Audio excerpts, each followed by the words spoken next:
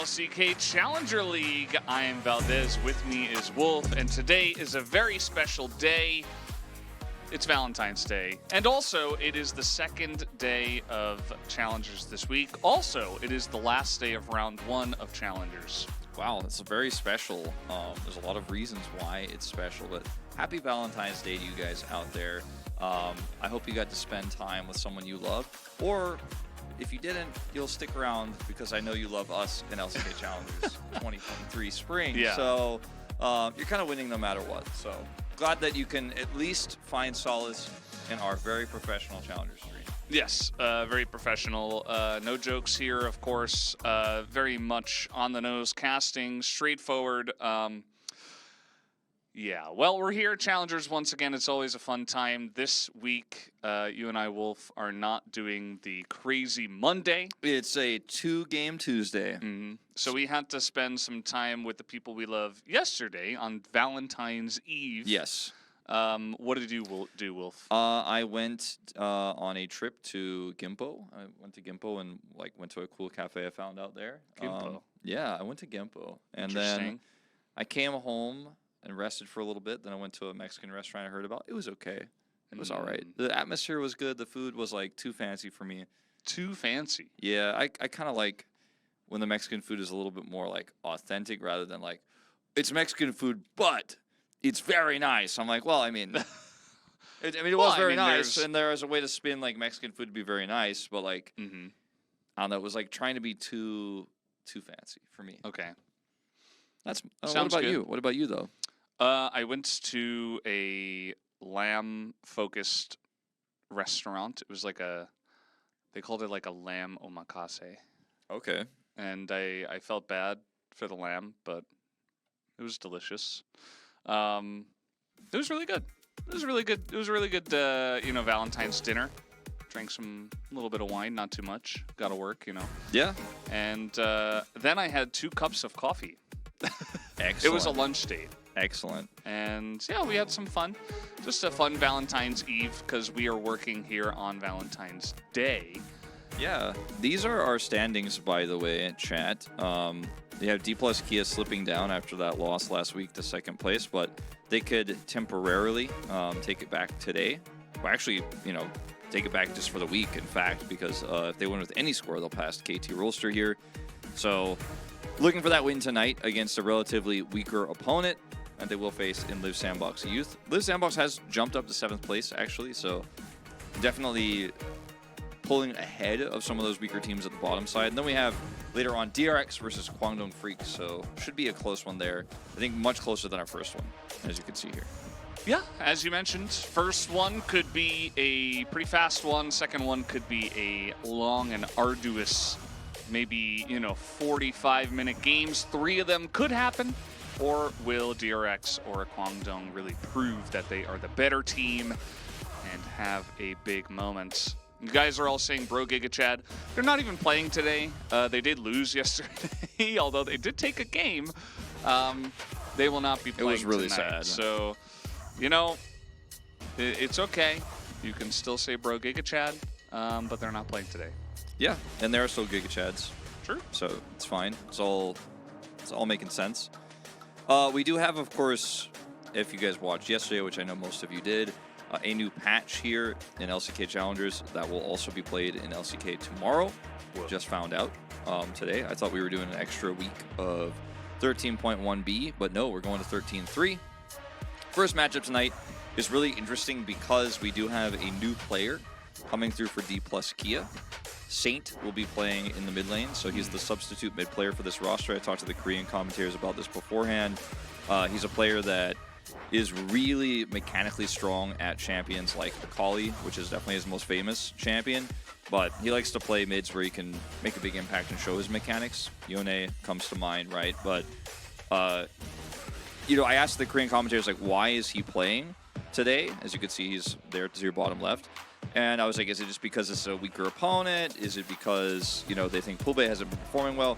And basically, word on the street is D+ Kia just wants to give him some experience here and also, make some competition between him and Pulbe. Yeah, That's, I think, a good idea. You know, especially if he's a strong player, you got to get him some stage experience. Now, Wolf, I have a question. Yes. What is Drap and what is Herp?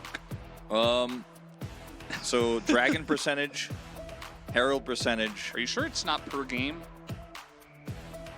Because it was 2.7. Yeah, no, you're right. You're right. Yeah, no, it must be per game. There you go. You figured it out. I didn't figure it out. Also, they would have definitely we did it together, kind of, you know. They would have definitely just used a percentage yeah, icon or like character instead. Yeah, I don't think so, Toasty, but you might be close. Papa Smithy gave us a little not like this with Saint playing. I'm curious what his thoughts on Saint are, or maybe he just wanted to see Pulbe today, which is also understandable because Pulbe is a fantastic player. But, in scrims they were a lot worse with Saint.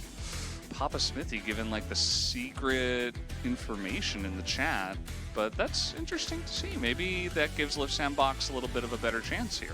Well, I mean, I would say it's pretty obvious that D plus Kia have chosen their stronger mid laner. Like, we have a main mid laner and a substitute mid laner, and they want to give him some more experience, and also, like I mentioned, further the competition between these two mid laners, so Pulbe doesn't feel like his job is like 110% secure and he can just coast. But I feel like Pulbe hasn't been coasting, and we know this. So it may be the case that if D plus messes this first game up, or if he has a weak performance, we see Pulbe right in for game number 2. But time will tell, and I'm always excited to see newer and different players, especially in a league like this where we have some very clear favorites, D plus being one of them. So we'll see how he performs, see if he gets his Akali, especially into something like an Azir. Cool kids never panic. She's like, I followed my friend here, and there's just an empty seat next to her, like where the arrow is pointing to where her friend should be. This is the key position, and this is actually the support role, so pretty interesting to see this one highlighted. Generally in the LCK, we only see that if it's Keria. But in this case, Loopy versus Bull. Yeah, I think Bull has actually been a pretty big standout for this team. His Lux, even though he's 1-2 on it, is pretty good. His Heimerdinger was stronger at the very beginning of the season, much less powerful right now, but I do see the power of highlighting this matchup in particular from a production standpoint, because a lot of the other matchups not going to look as good, not going to look as close here for D+. And mid would have been one that maybe you would have zoomed in on, but because unfortunately Saint doesn't have any statistics here, it's hard to actually make that comparison right now with the data available. I mean, moving on to this patch, I'm glad that we have it in Challengers here, especially because Challengers is our kind of feeder league for the LCK. I personally would have rather seen this patch in the LCK after one more week of play, just because there hasn't been a lot of preparation time. The patch came out so recently. But what I'm getting at here is still pretty new, still not that solved. So I think we're going to see some big variance here when we go into these best of threes today, as Wukong will be taken away. Lucid's most famous pick. Yeah. We've been seeing the uprising of Nidalee. You and I were actually watching LEC last night.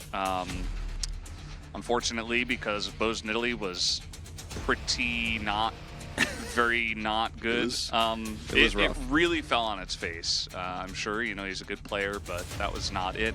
And it's generally good into the Wukong, but, who knows? Maybe we'll see it pop up once again, as Papa Smithy once again talking about Lucid's Nidalee and how it's crazy, crazy cracked. Well, instead of that, we're going to get Maokai versus Sejuani. Yep, Maokai Sejuani pretty standard here. Ashe not available, so feel a lot better about this for D+, but what is Liv Sandbox going to grab with this? With a lot less power on enchanters on this patch and a little bit more focus on melee supports, it does feel kind of weak to actually give the Maokai here and grab a Sejuani Varus, for example, which is what they're going to go for. See what they're allowed to have with it, because there's still a lot of picks available that work very well with this. We could see Plan B just pull out the Heimerdinger again, even though it's significantly nerfed. Illusion into Varus, definitely going to be a matchup you can win out early, but I would not recommend it. Yeah, the Blind Lysandra as well. Not a big fan of that one, but yes, it will be Lucian Nami. Instead, And now probably just the support pick here for Plan B. I know a lot of you guys are still waiting for Dongmu, probably in summer. Yeah, I would say. So especially because Live Sandbox's LCK roster is doing so well. There's not a lot of movement here right now. Will be that Heimerdinger for Plan B. We talked about it. It was in our key player matchup. You know, he's been very good at the champion despite the nerfs. And this does make the lane a lot harder to play, even with those nerfs, right? For Lucian Nami, you know, you're going to be struggling to actually get into range to do your big combos after level 3.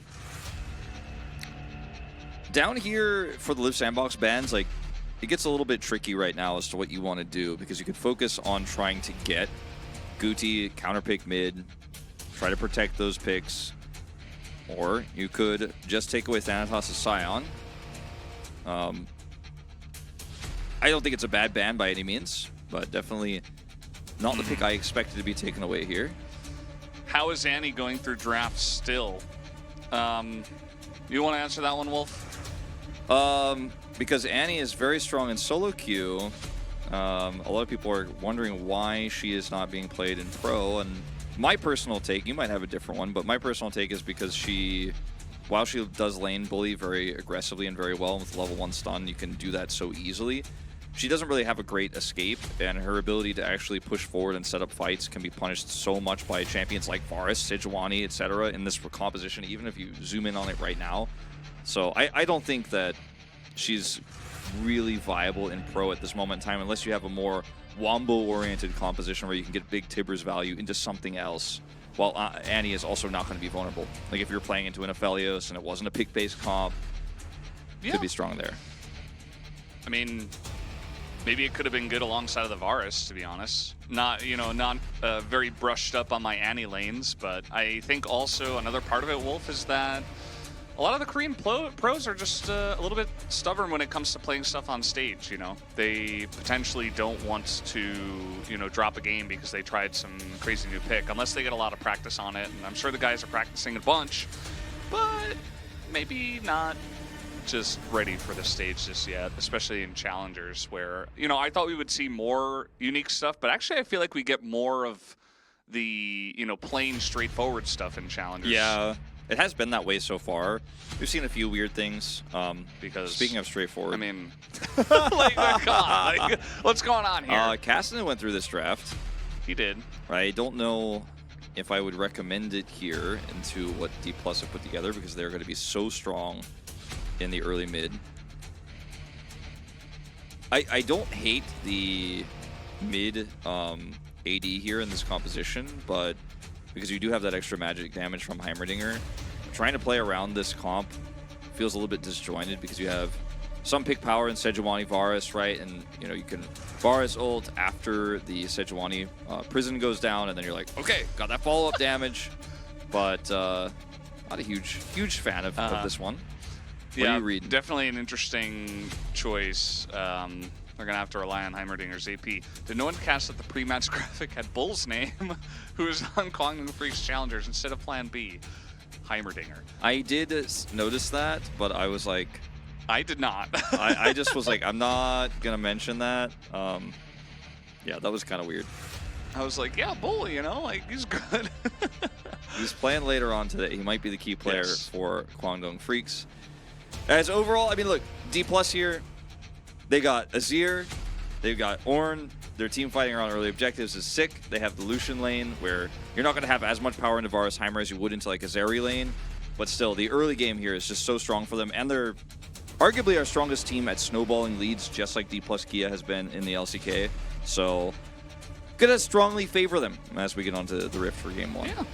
Kevin Kim talking about how, you know, Saints definitely up there, I think, with Kalix is the other guy you mentioned, as a couple of the best mid laners from Academy, which is, you know, generally tier 2, but here in Korea it's tier 3, behind Challengers, which is what we're doing now.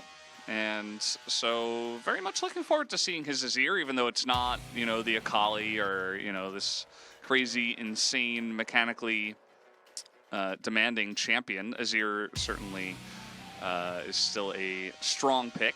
We'll see what he can do on it. As it looks like we're ready, let's hop into the Rift for game number 1.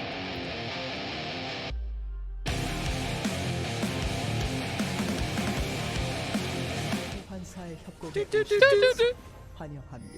We're not as good as the other casters are at that. Yeah. I don't feel like we have. You know, part of it was like, I don't know, like it's kind of their thing because they made it, and then I was like, should we do it? And then like we kind of did it, and I was like, you know, it's not quite the same for us. We could work on it if we want to do it. Yeah, I mean, we'll definitely have to like think about it a little bit. You know, maybe get some permission from them, make sure it's okay. Yeah, I think it is copyrighted, and you know, Chronicler does have a law degree, so I'm a little bit scared of him when it comes to copyright stuff with him. You know, I don't want to steal his stuff. Some Scorchers. I'm always a big fan. First. Wide Azir happy. Wide Maokai happy. Dude, Nami's arm is so long. It's like stretching into the next game, like you can't even see the end of it. Some people were talking about how Ornn is basically going to be unkillable. I do agree. You know, just build some health and then just full armor, and nobody's going to kill you, especially if Diablo does go lethality, which remains to be seen. Yeah, he did go for Hail of Blades for the lane, and that longsword isn't going to tell us too much just yet, but I expect that he'll be going lethality because of how this comp is designed to blow up single targets. But the main targets that will be in range, outside of, you know, the mid to late game where Rahel is poking and trying to look for picks, you know, I call it like Lucian fishing, where you're kind of like, Gale forcing in, maybe get a dash and kill Plan B or kill the Varus. That's when he'll be vulnerable, but otherwise, you know, you're going to be putting a lot of that lethality damage into a front line that doesn't care. The Monk Ilitus, my advice to you would be don't gamble away your hard-earned money. That's what I would say. Like, everybody could do whatever they want, but you know, if you come and chat and complain about stuff because of your choices, then you're gonna get slapped down. Yeah, you might not be typing much more in the chat. Yeah, I had to do that a couple times yesterday. Some people getting a little bit rowdy. Well, Plan B's got control of this second brush here with the turret. We're at max range here. But Wolf, I was told that Heimerdinger was unplayable now. What happened? Why are they playing him? I don't think he's unplayable. I think if you're going to opt into the Varus lane here, your options are very limited. Like, you could play Varus and Heimer, which is the most common set of synergy you have. Obviously, with Ash Band, you could play the Karma with the Varus, which feels like isn't going to be as strong in a lane like this, and what you're going to get value-wise for setting up on objectives versus a Lucian, a little bit less valuable. And they could have played something like Soraka, right? Or they could have played a melee support and lost the game. Because even though melee supports are pretty strong on this patch compared to previous ones, I don't think you want to be doing it into this Lucian Nami at this point in time with Varus. Like, the synergy just isn't there. Because Varus likes to hit his abilities and bully with them in lane, and then use the Hail of Blades to do damage after that. So if you hook someone as a Varus, or as a Nautilus, for example, with Varus, the Lucian will outdamage you. Yeah, that is true. And yeah, I mean, when we got to patch 13.1b, I was like, maybe we're going to see a little bit less Lucian Nami. We didn't. And then we got to patch 13.3, and I was like, well, nothing really else has changed, but maybe now that more time has passed, maybe now we'll see less Lucian Nami. But we're not. It's still here. Still here. It's not going anywhere, I guess.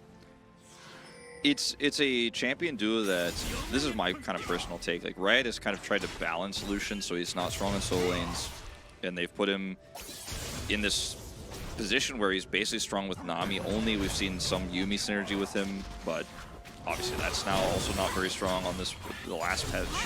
And this patch, she didn't get buffed again on this patch, so he's in this awkward spot where if you try to nerf him anymore, then like so many elos, if he doesn't have a Nami with him, he feels useless and really bad to play. But like at the pro level, he can just be so oppressive and forcing bans. So he's kind of been balanced into a corner and almost needs like a rework or something in order to be fixed, in my opinion. Is well, it's hard. It's hard. If you they tried that with Yuumi. Yeah, that's a different story where they're like, yeah, we were trying to do that. It's not working yet. We're not ready yet. So just remove that for a little bit. And then she got played anyway. I think she was played in the LEC, I want to say. I feel like it's the last game last night before I went to sleep. Like I saw it picked. I'm not sure. The Yumi? Yeah. Oh, okay. I went to bed pretty early compared to you last night, I think. Yeah, some bedgers. I mean, it was 4 a.m., so you know. What champion are they talking about? No, I think we were talking about Lucian. Well, yeah, I was talking about Lucian, how he's been balanced for this specific lane. And it's problematic as Permafrost. We also had a question asked about why Maokai has not played in the LEC. It was kind of answered in the fact that LEC does have a different meta, but also I would say that they should be picking him because he is extremely strong, like top tier here in the LCK. And I'm not sure that the playstyles of the 2 different regions would actually change that much based on like the way that Maokai plays. Like I don't think that, oh, the LEC is more aggressive or they're more messy, so you shouldn't play Maokai. Like, I don't think he's really that kind of champion. I've watched so much LEC over the last 2 years, which is like a confession at this point, but you know, it hasn't been great sometimes. But I'd say that one thing I've noticed about that region overall is that it's a very early game focused region in terms of setting up plays, and sometimes games are decided by a heroic play that fails or a heroic play that succeeds with the early game pathing for the junglers. But then like the late game gets very messy and scrappy, and it's like fighting all the time, and it's everyone's trying to make hero plays. Liv Sandbox going to take this first Drake with the Varus Prio. And I think Maokai doesn't work with that kind of playstyle very well in the late game because you need to be laser focused on like, we're sieging this turret right now with this timing, my jungler is there, he's going to ult towards them. Like the LEC focus is like, who can we kill with the Maokai ult? The LCK focus is like, how can we make sure we get this turret by zoning them away with the Maokai ult? You know, and I think the focus is very different. And so as a result, European teams don't enjoy playing him as much. That's kind of my take. Yeah, I think that's fair. Also, based on what I saw yesterday, I think they have a way to go. Like, I don't know, man. The game we watched was very extremely messy, and that's putting it lightly. Yeah, but you know, it is what it is. We'll see when it comes to MSI and international championships and stuff like that.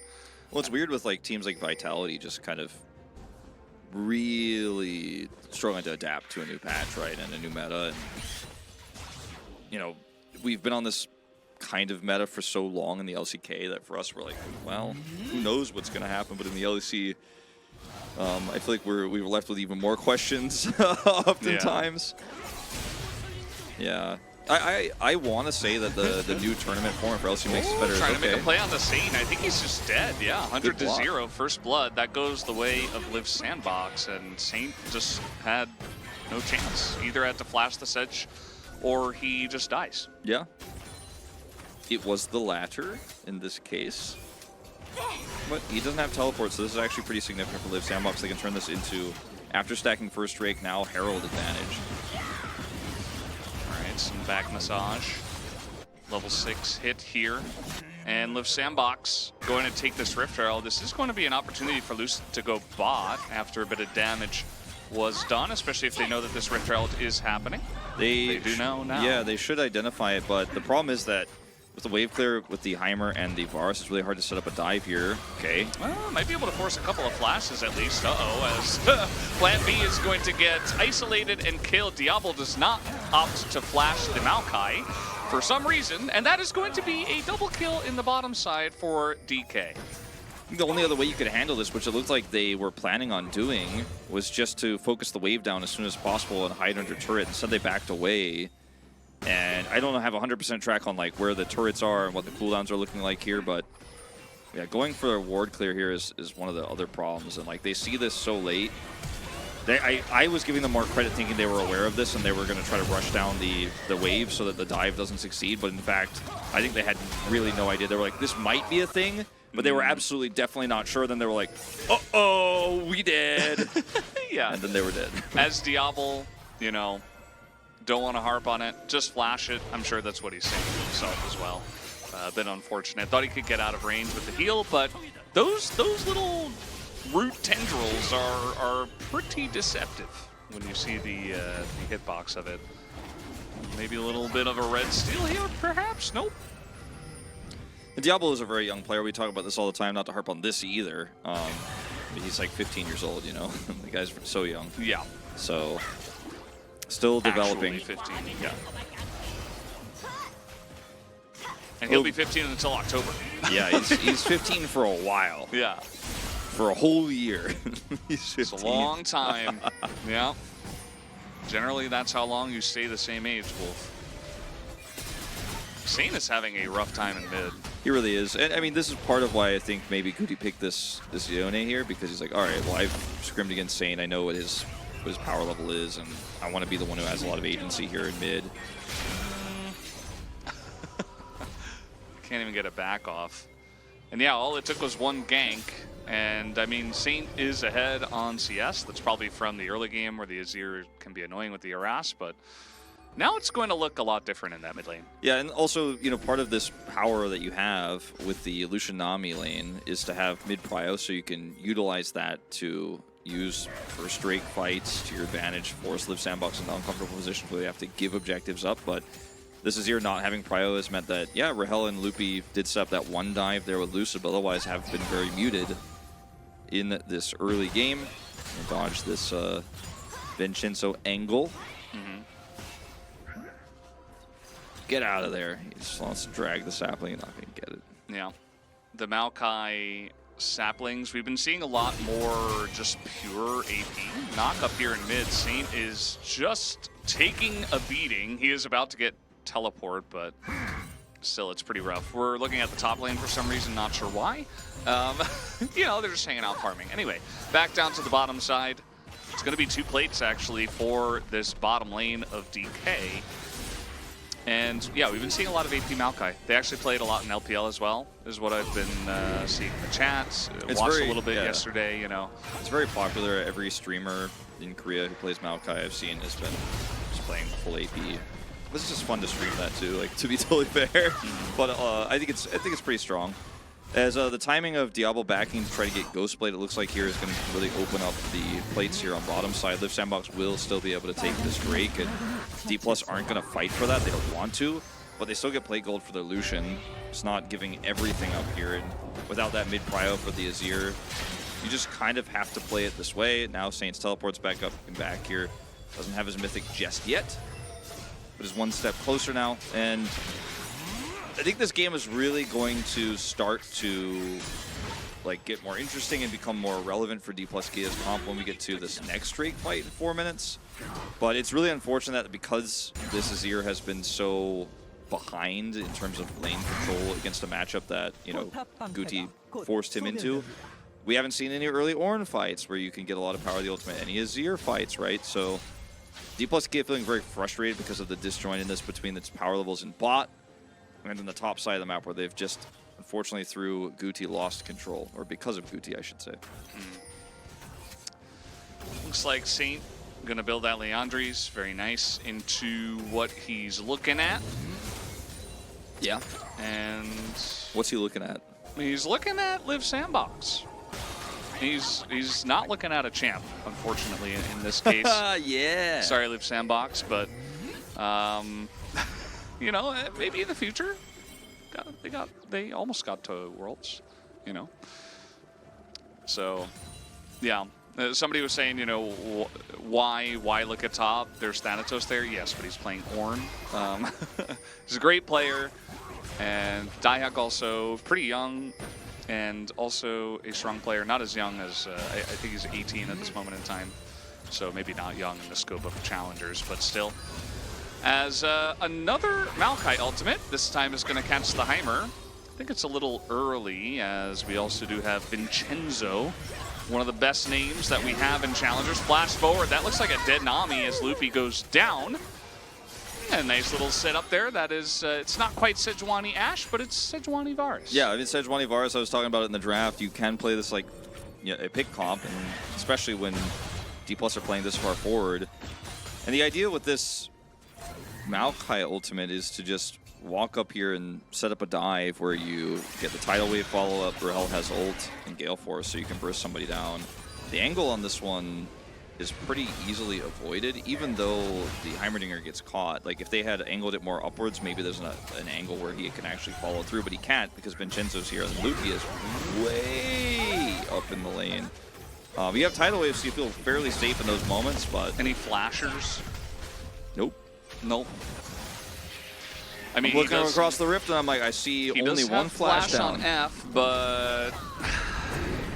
Yeah, you're right. There's only... No, there's 2 Delashers.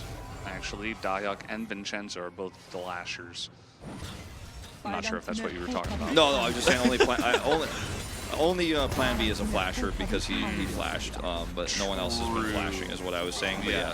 I'm not sure why we're electing not to flash in these scenarios. It's nice last hit from Saint, but that's not going to save his mid lane, which is entirely in shambles.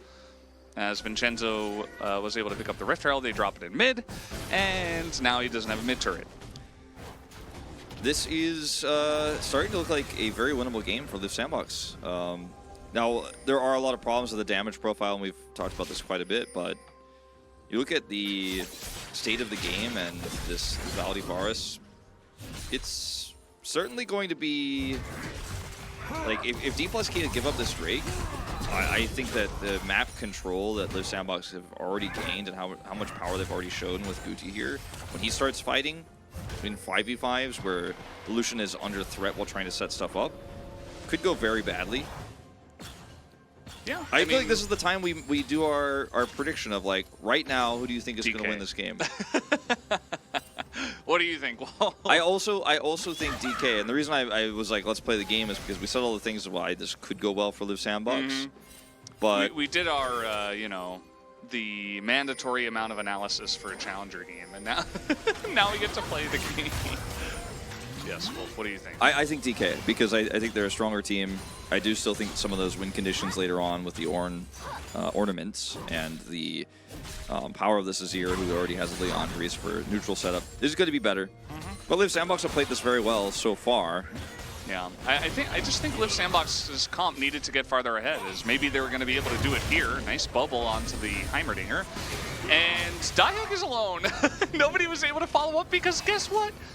Maokai exists, Wolf. And they gave them Maokai first pick. They did do that. They did surrender the Maokai pick over. And now Live Sandbox trying to operate around these turrets. I don't think D+ care very much. Well, now Plan B doesn't have flash, so he's just dead. As in goes Goody, he's trying to do something, but immediately is just running straight into full armor building Ornn and an insane amount of disengage as Lupi takes a massive chunk from Diablo. Actually a nice little poke from him there, but can they actually get into this pit is the other question. As look at Vincenzo, he's pretty zoned, but DK are going to respect this. I think with Emperor's Divide up for Saint, though, this is really hard to play out. I don't think you can actually collapse. You have to kind of just fight back and hope those arrows hit. That's your only hope here. I'm feeling a little flippy today. That's going to go the way. A double kill from Guti, who just assassinates the backline. Thanatos, he does not have flash. He's dead too. So, yeah, DK got the Drake, but what was the cost? I mean, Live Sandbox, huge amount of kills. Yeah, several kills going over. The third kill here for Guti. It was really patiently played, and when the Drake health got buffed so long ago now, back in summer, we were like, this makes Varus much better in these types of fights, right? And you could see that even though Saint has Leandries, and he should be able to, with that burn damage, win these longer exchanges, they've taken so much damage from the Varus. The timing of Guti unbinding and then ulting here the backline while they go in for the smite attempt is just so perfectly coordinated. And D+ just really, I think, kind of feeling like they had that one in the bag, when in reality there was a big problem with their Azir in the front line getting so low, and they weren't able to put him into the pit to stop any sort of collapse into the Drake pit itself. And yeah, they got the Drake, they got the smite, but the team fight was way better for Live Sandbox, and they were way more decisive there. And that's something I mean, at least I didn't think I'd be saying going into this best of 3 today. Yes, we are casting from Wolf's bathroom. That is correct. Yep. Thank you, Astronautilus. You win the prize. I don't know what the prize is, but you win it. But maybe you're right. bathroom tour. Bathroom tour, nice, very nice. Goody, I'm not sure if he wins that matchup, actually. Thanatos you know, he's playing Ornn, who can do actually decent damage, especially to the relatively squishy Yone. Although Yone does have shield bow at this point, and it's very fed. And he's going to be getting online really quickly. Like, he's going to get IE extremely quickly, and Live Sandbox does have that damage profile kind of problem, but if they get ahead, it might not matter that much, especially because the backline squishies, they're not going to be building armor, right? They're all going to be building damage. So if Ornn is alone, who cares, right? And DK can outscale them, but this is challengers. Like, I'm not sure that scaling is a real thing sometimes in this league. Cool. Yeah, sometimes it doesn't feel like it is, right? And in this game, I think it will feel like it's a thing. But so far, I think D+ need to be a lot more clean with their engages. Yeah. That's a Renekton taking a lot of damage, but Guti is 3-pushing bot. Don't feel great about that one. Wish you could have gotten the pick, but I wonder, like, if D+ Kia actually gave that Drake away, they would have to fight on this next Drake fight. They still will fight for it, I'd say. At this point, the comp is starting to get to a point where this is yours almost at 2 items. But if they lost that Drake and then Live Sandbox got them into a really rough spot, whereas even in that next Drake fight, like, they got the Drake but lost the team fight, like, that could be kind of starting to become an insurmountable lead. Like, we're looking at only a very slight gold lead right now for Live Sandbox, but this game could snowball very quickly with this extremely fed Yone. Now has IE. So if you don't get that Drake as D+, then you lose this next fight. I'm glad we, didn't play the game at that point, because I'd be having a really hard time deciding who would win it, because still looking like it's a winnable game for Live Sandbox, right? Even though we looked at the comps and we're like, this one's going to be tough, this one's going to be hard to pull off, but are they ahead? Slightly, yes. Can they keep the lead? That's what we're about to find out. Okay, a bit of a ult skirmish in mid, as we did have a one-on-one up and top side. Guti is going to get away from that Maokai. That makes it 4v3 in the mid lane. You see that Thanatos doesn't really take damage, but again, it's not really about Thanatos. It's about if they can do damage to that backline. You see Dahyuk is trying to get in there, but not quite able to. Thanatos does tank out an insane amount of damage. Tank out. Tank up. Tank up. Tank in. Down. Tank around off. The damage. He's fine. He's actually going to TP into mid. Well, this is perfect for D+, because I think this is a really risky call for Live Sandbox, because, yeah, Maokai's top. So you're like, okay, we could siege, we can pull this off, because he's up top. We have the numbers advantage here. But you're fighting into an Ornn. You've already killed the mid turret. So what are you fighting for? You used all of your crucial ultimates. Now the Drake's up. And TP is up for Thanatos, so he just shows up here at full health. Like, thank you guys for wasting everything.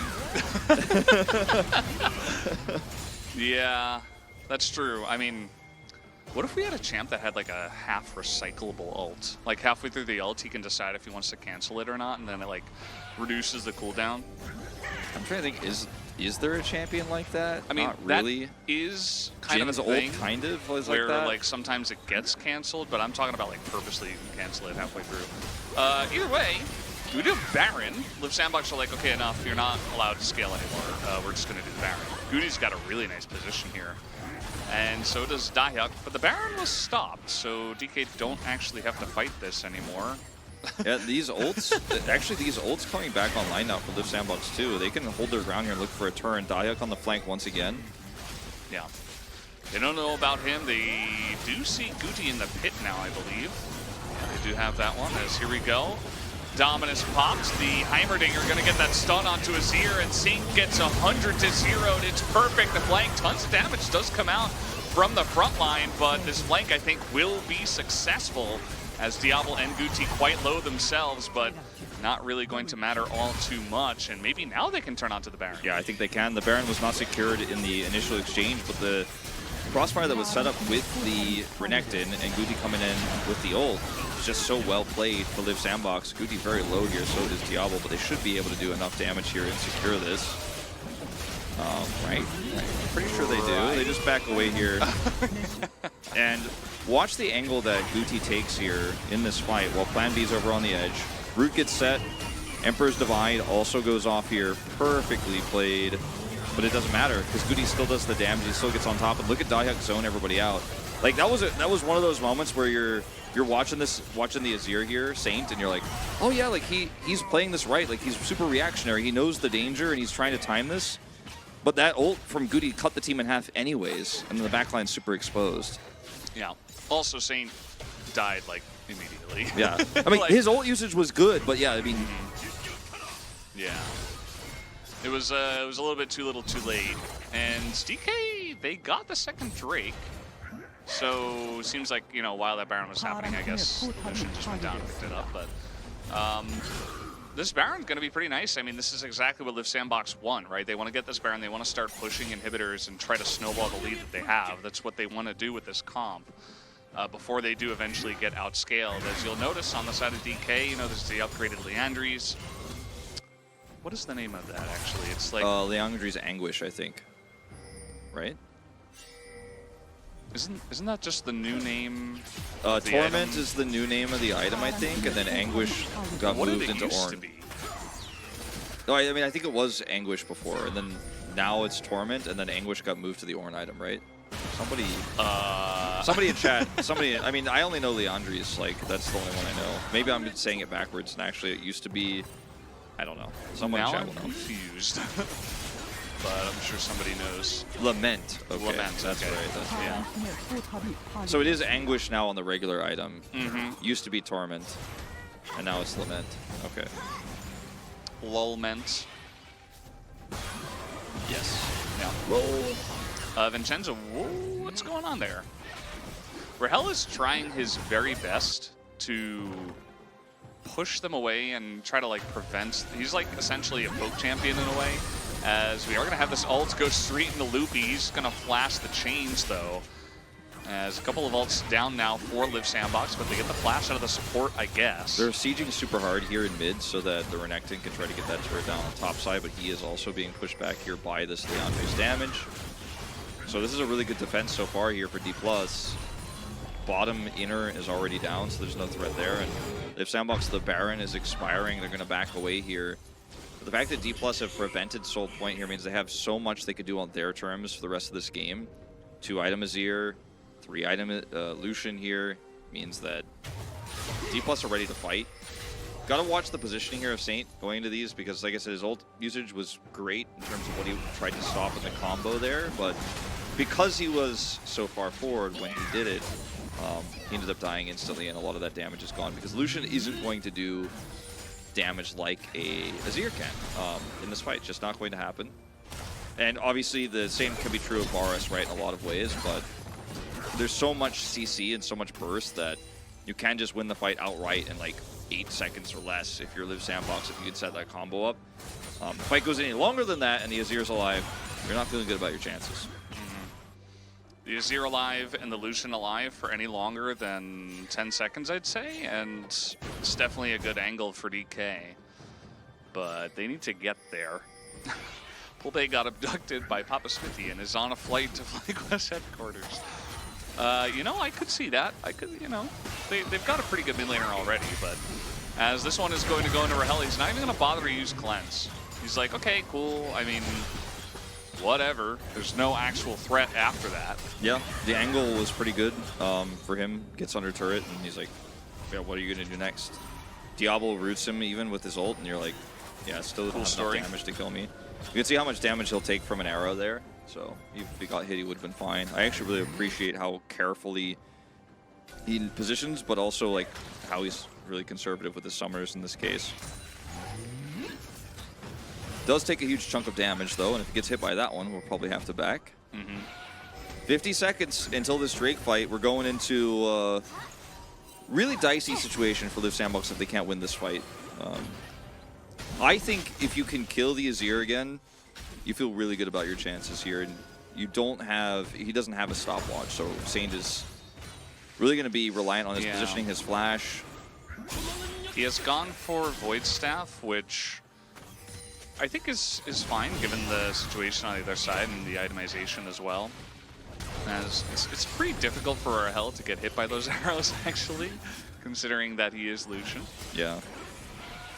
I would have rather him buy a stopwatch than that blasting wand, just because the AP you're going to get from the blasting wand versus your life is saved, and then you're going to do insane amounts of damage if you just live for like a few more of your sand soldiers hitting is, I think, worth it. But Casters trolling. This looks really easy for Live Sandbox this game. I invite you to stay a while and watch the Challenger League, and perhaps you will understand that we are in fact not trolling. And even if this was LCK, I'd be like, you know, there's actually a decent chance for DK to come back just because of the composition. Yeah, I mean, look, the ornaments are coming through. Now they have the third one. The Gale Force is upgraded, so it is very much a winnable game here for D+. Like, they have the damage, they have the composition that is going to outlast Live Sandbox. They just need to do it, right? And that's where we're like, well, let's see. Because Live Sandbox, if they mess this up too, in terms of setting up in neutral, somebody dies, the fight is over. As Dahya keeps trying to flank, does at least to spot that he is spotted, so isn't going to do anything rash here. Again, the defensive setup of DK's comp too is quite strong, especially if you're fighting around an Azir turret, because you've got Azir, you've got Ornn, you've got Nami. Like, all these things are going to be very good for disengage, even the Maokai as well. And Rahel is really slippery, so it's not like an easy, straightforward engage for the Sandbox, which is why forcing the Baron fight and the Baron turn was really smart from them. Yeah. Unfortunately, while trying to group up for another Baron here and trying to force that kind of fight, they hit Thanatos. We'll talk about chat later, as Rahel is trying to do some plays here. Vincenzo has just been throwing out ults on cooldown, it feels like. As Diablo, a little bit of trouble there. Dahya has to get in front of him and tank it up. And Vincenzo, no ults here. DK actually taking control of the mid lane as we speak. If these fights and these tussles are only reliant on a Sejuani ult, if that's the only way you're going to be able to force this without your Yone there, if it hits Thanatos, then D+ are like putting the pedal to the metal, right? Like, they're just going to floor it and look for a fight because, okay, now you can't stop our Azir. Now you don't have that setup. He's going to outrange a lot of this front line. And Vincenzo's health is going to drop. Okay, this is absurd to try to do. Yeah, I mean, they're going for this. Saint is around. You see that they will be able to get this down. Lucid cannot get into the pit. He throws out his ults. He really wants to force this fight. A big Ornhorn going to hit the front three, but Saint, once again, a bit out of position, but a very nice flash is able to get him right into position as DK are trying to follow a fight here, but actually the Sandbox not able to get in there. Diablo with the snipe onto Saint, as now Dahya trying to get into that back line, trying to get on top of the Lucian, can't quite do it. Down he will go, but he has opened up a lane for the rest of his team to push in as Diablo, another kill, as Live Sandbox, once again, they forced this fight on the Baron, and it is working out for them. Yeah, that was actually really cleanly played. Some of the aspects of the team fight for D+ were good, like Saint's flash there and the Emperor's Divide, but he still just then stood in range of Diablo's arrows and was pushed out of the fight right afterwards without flash. And Live Sandbox might just win the game from this. I mean, they don't have enough necessarily to actually push for the Nexus. So they're going to stop it back here. Maybe they can. Almost stop it back. Oh, not able to stop the teleport, though. Yeah. I think Live Sandbox might still be able to get this as well. Loopy's just, you know, doing his service, I guess. They're going to just back away here. Looks like Nexus turrets will be saved. But man, that was a very good, risky play. Like, it was a calculated risk here. Dahyak's in position to block the rest of the team from getting in here. Notice that Rahel is doing no damage at the beginning. This Baron's already down. And then Saint is out here in no man's land. Dashes, flashes, and ults. Vincenzo has to flash as a response. But at this point, you have to just say, all right, we lost the Baron. We're out. He gets rooted, and then gets caught by one more. Yep, Chains catch him, and then he gets hit by the second arrow. He's dead. And at this point, you can't even get home as D+. Yeah. And a lot of flashes in. Diablo played that fight excellently, like starting from his Chains of Corruption, just, you know, bouncing from person to person, and able to get on in there. So now Live Sandbox in a fantastic spot at this, you know, potential Soul Drake, as Dayak in a lot of trouble. He goes into his Sterix and has to flash away as we, what? Horn is weird, just like man. figure skating, I guess. Nice little maneuver there. This is eventually an inhibitor down, although the rest of the team is not sticking around. Scared about getting flanked here, so Daya has no inhibitor. TP. Yeah, you don't want to try to force this. You've already got mid inhib. 20 seconds until your Hextech Soul, if you can play this one out well. Lots of flashes down here. In fact, all of them down for Live Sandbox. D+ cannot give this up. Void Staff's done. Saint has a stopwatch now. Feeling a lot better about your chances. Their team fighting has been a bit lackluster, though. I feel like Live Sandbox has really been the team that is just playing much better in this game, right? So we'll see how it goes for them, as they do have their flanks covered this time, do DK. Vincenzo waiting to line up an ult, and you know, I've already got my hands on the bot POG button at this point in time, because the Varus this game from Diablo has been quite insane and has just been so impactful in this game. I mean, look at the poke they're taking now. No ult, he's still flanking here potentially on the Saint, and look at where Guti is. Saint cannot get caught, or this is the end of it. Give it up. They're just gonna give away the soul. That's Hextech Soul to Live Sandbox. I think Live Sandbox have won this game. I just don't see D+ actually with how they're playing this. I can't see them recover. I mean, now you could just siege the base. There's only one Nexus turret left up. This is going to be the bottom inhibitor at worst case scenario for Live Sandbox. I think they can push for even more. And yeah, in these fights, you're like, I don't know where Dayak is, but they haven't been able to track his dominance isn't up. They haven't been able to track he doesn't have flash. I think they could have collapsed on him, but they kind of let him go over. And with Guti there over the wall with this Yone, they're like, I just don't want to play this one out. And he still has ult, speaking of. Okay. Heimerdinger threw a rolled up newspaper at it as Dayak goes in and goes down. A little bit confusing there, as now a double Ornhorn. The damage still insane from Live Sandbox, but now Plan B is going to go down as Lucid decided to scream "Witness me" into the jungle, and does go down. Live Sandbox are going to get away with a lot of their streaks that they got going on as well. Yeah, Dayak here. There's a wall there going in. He decides, okay, I can't actually escape. I don't think I'm going to go in. Maybe my team can follow up, but no, they cannot. With an Ornn here, you're just going to get caught. Like, if you actually Live Sandbox still win this game, right, Wolf? I mean, I want to say yes, I think so. But I would not bet my hair on it, you know, let's say, just to reference things that have happened that are crazier than this. The chat is like halfway there and like halfway not there. They're like, if the game is still going, it's still throwable. Some people saying it's over. I mean, the Elder is the moment the game ends, right? Like, this Baron probably ends the game if Live Sandbox take it, because there's 2 open inhibs. But like, crazier things happen. But when the Elder gets taken, that's when the game ends, like, one way or the other. So if you're a D+ hoper, you know, there's light maybe at the end of the tunnel. We're still getting closer and closer. There's a decent amount of hopium, you know. I think that DK is definitely their challengers team's got a lot of fans, as you know, we've been touting them as the best team, or at least one of the best teams from challengers.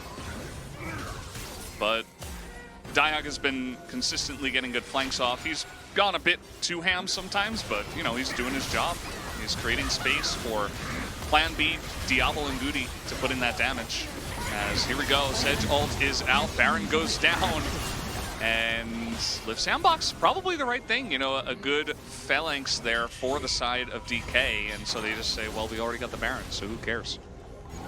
Saint hasn't been able to threaten a big ult. You know, he hasn't been able to get close enough to these fights to actually start engaging in neutral and burning away at these health bars. So his build, again, a lot of damage there, but if he can't use it, who cares what items he has in his inventory?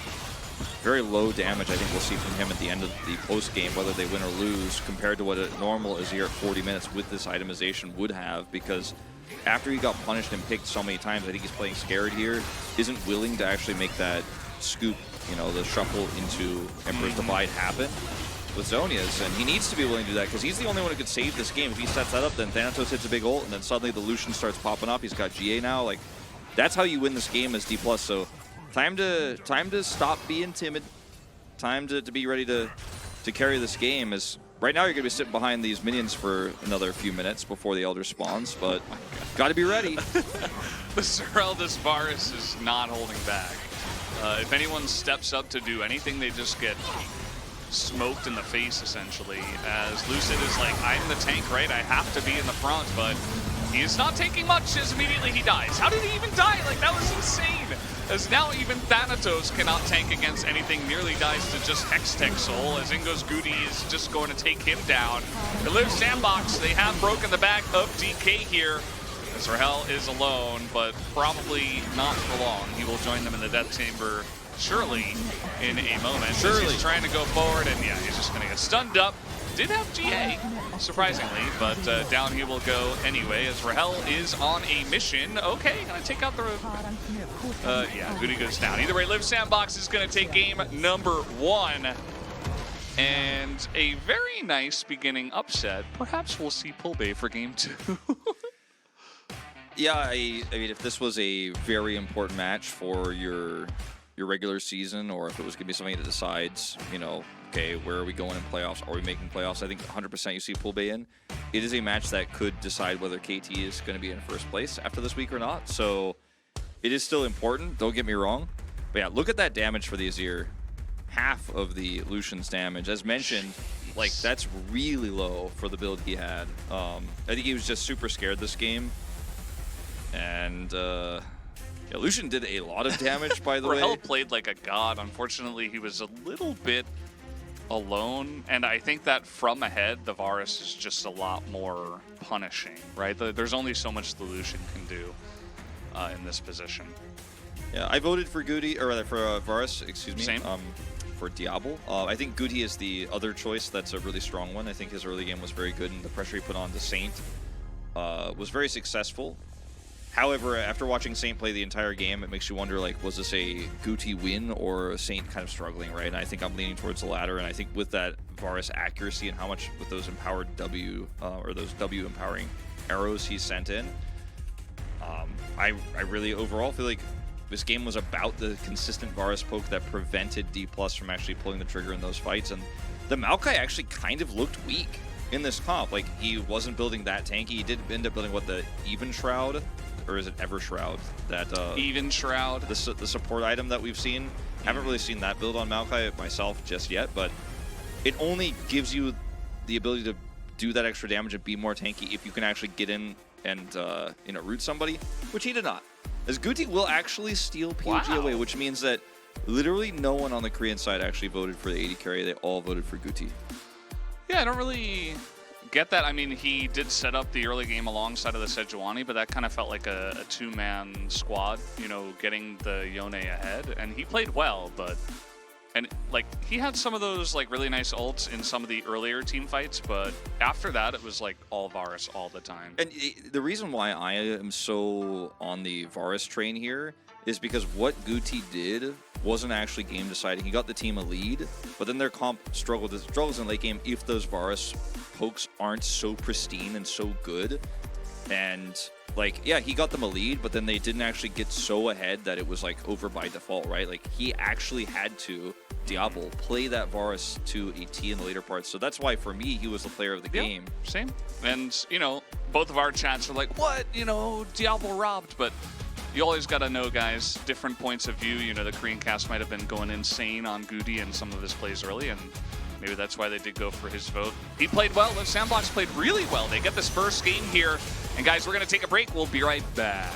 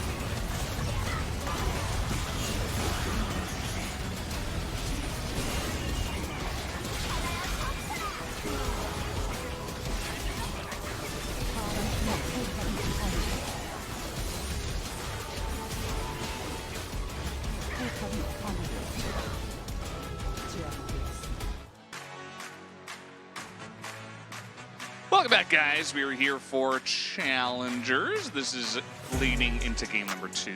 Game number 1 was won here by Live Sandbox. Definitely a big surprise as D+ Kia still having a lot of fans coming on in, trying to support them, trying to make them get the win. Will it happen, though, Wolf? Well, they are going to be substituting Pulbay back in. So Saint is out, Pulbay is in. After game number 1, that's not a surprise.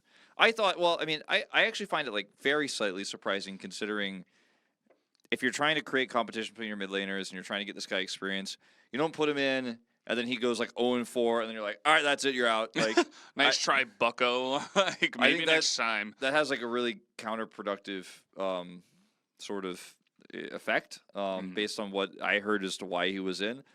That being said, as was discussed right before this, this is a series that if you lose, you might lose your first place seed going into playoffs. So we're only at the end of the first round robin, going into round robin 2. Still, that is going to be pretty massive. Like you lose a game like this, where you are massively the favorite, and KT doesn't lose that one, like their chances of taking that first place away from you are pretty huge. Yeah, absolutely. And you and I were on the KT hype train when we saw them playing in one of the first weeks. They're looking pretty good, and honestly, definitely a lot better than D+ looked in that last game. So, Live Sandbox as well. Seems like they have prepared really well for the series. Getting a big win in game number 1 is a great first step, but now you're definitely playing against the real guys, you know, with Pulbay coming back in, and, you know, I assume even besides the play, you know, having a different mid laner who is going to be more confident, probably making some better calls, is more experienced, definitely going to help out a lot outside of just the player and his mechanics. Yeah, well, here's the substitution we talked about. I want to let everyone know that we were just told that D+ also selected blue side, and that's not a surprise to me at all. Going into this draft, I think even if we see like a salty run back, as it's often called, the performance of the Azir really hurts your ability to actually play around those neutrals. And by neutral, I mean set up on objectives, where it's essentially 5 players walking towards each other and the objective and playing that kind of scuffle around there. So I want to say, like, I'm excited because we get the real D+ now. Pulbay's in, like this is the turnaround. But can't help but feel sad for Saint just kind of being put into this position. He struggles and then he's instantly yoinked out. It's a tough coaching decision to make in a situation like this. It is. And happy Valentine's Day, guys. I know you've been saying it multiple times, so shout out to all the people here who are giving us the love. And DK and Live Sandbox are giving you guys the love. We are giving you the love as well. Yeah. The love is in the air. Love's in the air. Annie and Aurelion Sol, not banned or anything like that. They are available, but they are not seeing play, and I expect that will continue. I know everyone in chat, every time the draft spots are like, is this the Aurelion Sol time? I'm like, no, sorry chat. No Maokai this game either. No Maokai. Definitely a good idea. Although banning it on blue side is interesting.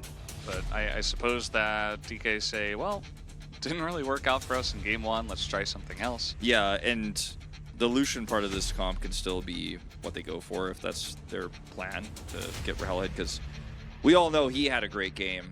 Results be damned. So actually going to take the Varus away. So even D You know plus why? Kia voted for Diablo now. Yeah, POG. even D plus Kia are voting for the correct POG from game number 1. You and I were talking about this. It's Nuclear on the cast today. I'm surprised Nuclear didn't vote for him, man.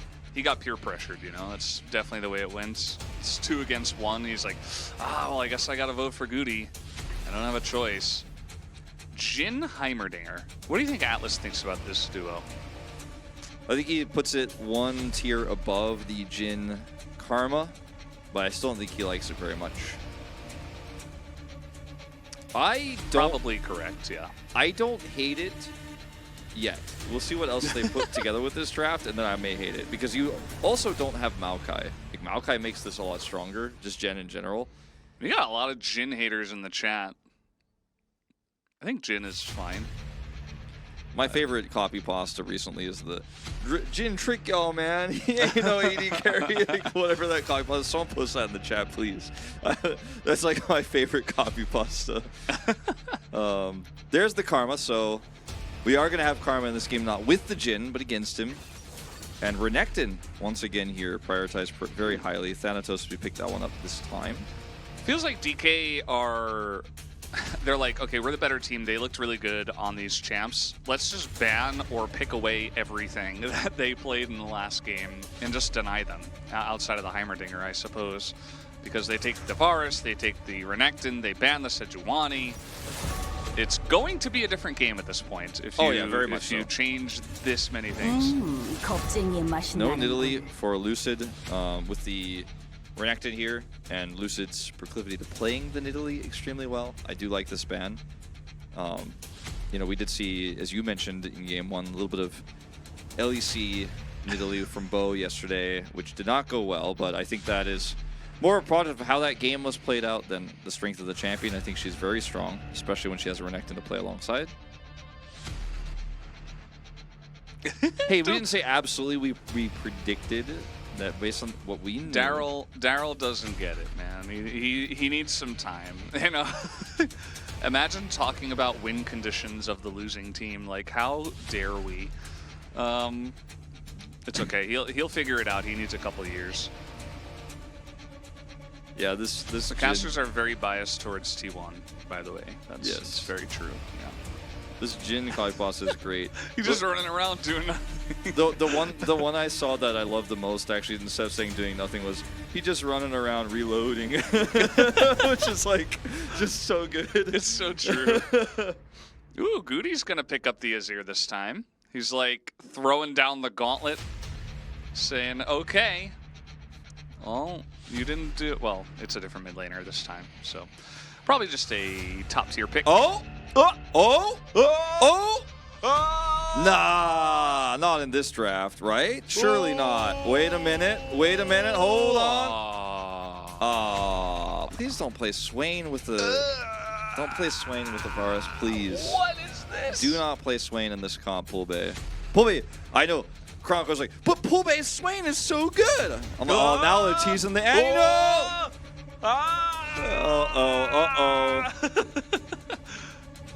No! Please don't pick Swain, though.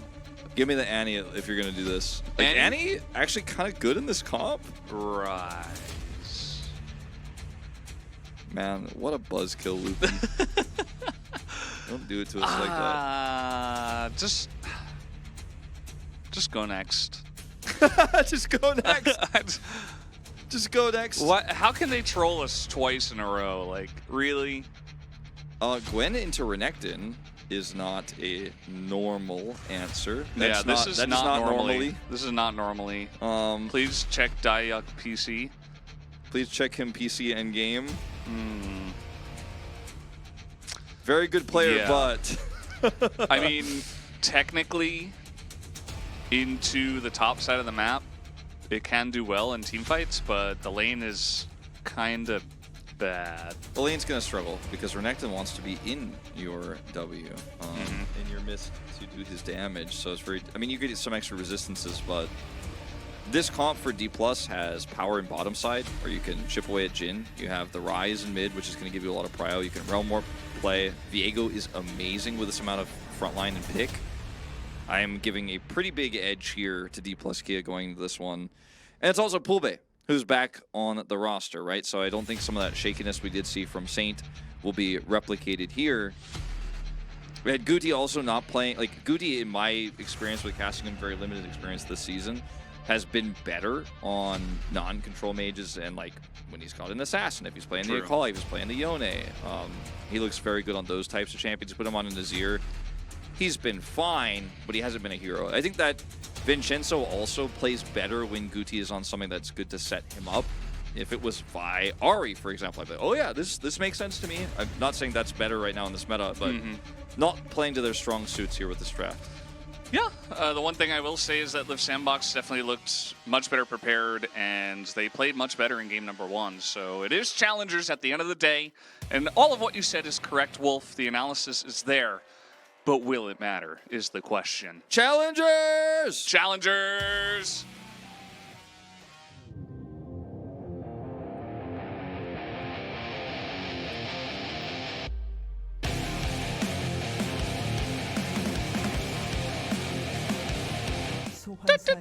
Challengers is so good!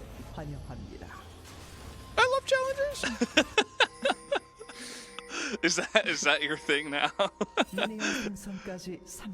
These players are sick!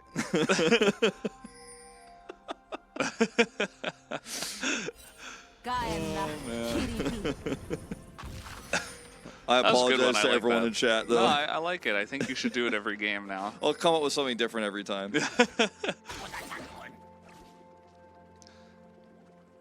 Guys, so today I woke up, I ate breakfast, and then I procrastinated for about an hour to go to the gym, but then I did go to the gym. Yeah. So I went to the gym. It was chest day, so it was very fun. Easy. But yeah. after that, I forgot to eat food because I was late for work. So I just came directly to work. You forgot to eat food, or you were just unable to because you were late for work? Yes, both. By the way, what you were saying, Wolf, Guti is 0 and 5 Yeah. on Azir. I mean, I don't even know how that's physically possible, but it seems like he's really been struggling on not just control mages, but specifically Azir. So I'm pretty hungry right now. And there is a decent chance this goes to the 3 games. And I was just curious, what should we eat for dinner? Well, there's good old reliable Pizza Hut, all right? We could get some pizza, but we always do, not always, but until very recently always did that, so I'm not ready to go back to pizza yet. We had nuggies last time, thanks to you. Yeah. Now, one of the other foods I've experimented with here at the WDG arena is the Chinese food. Why I said it like that? I have experimented with the Chinese food variant. So I got Mapa Dubu, and it was pretty good. It wasn't too spicy. I was worried about that because it's hard to have that during a cast. As this trade.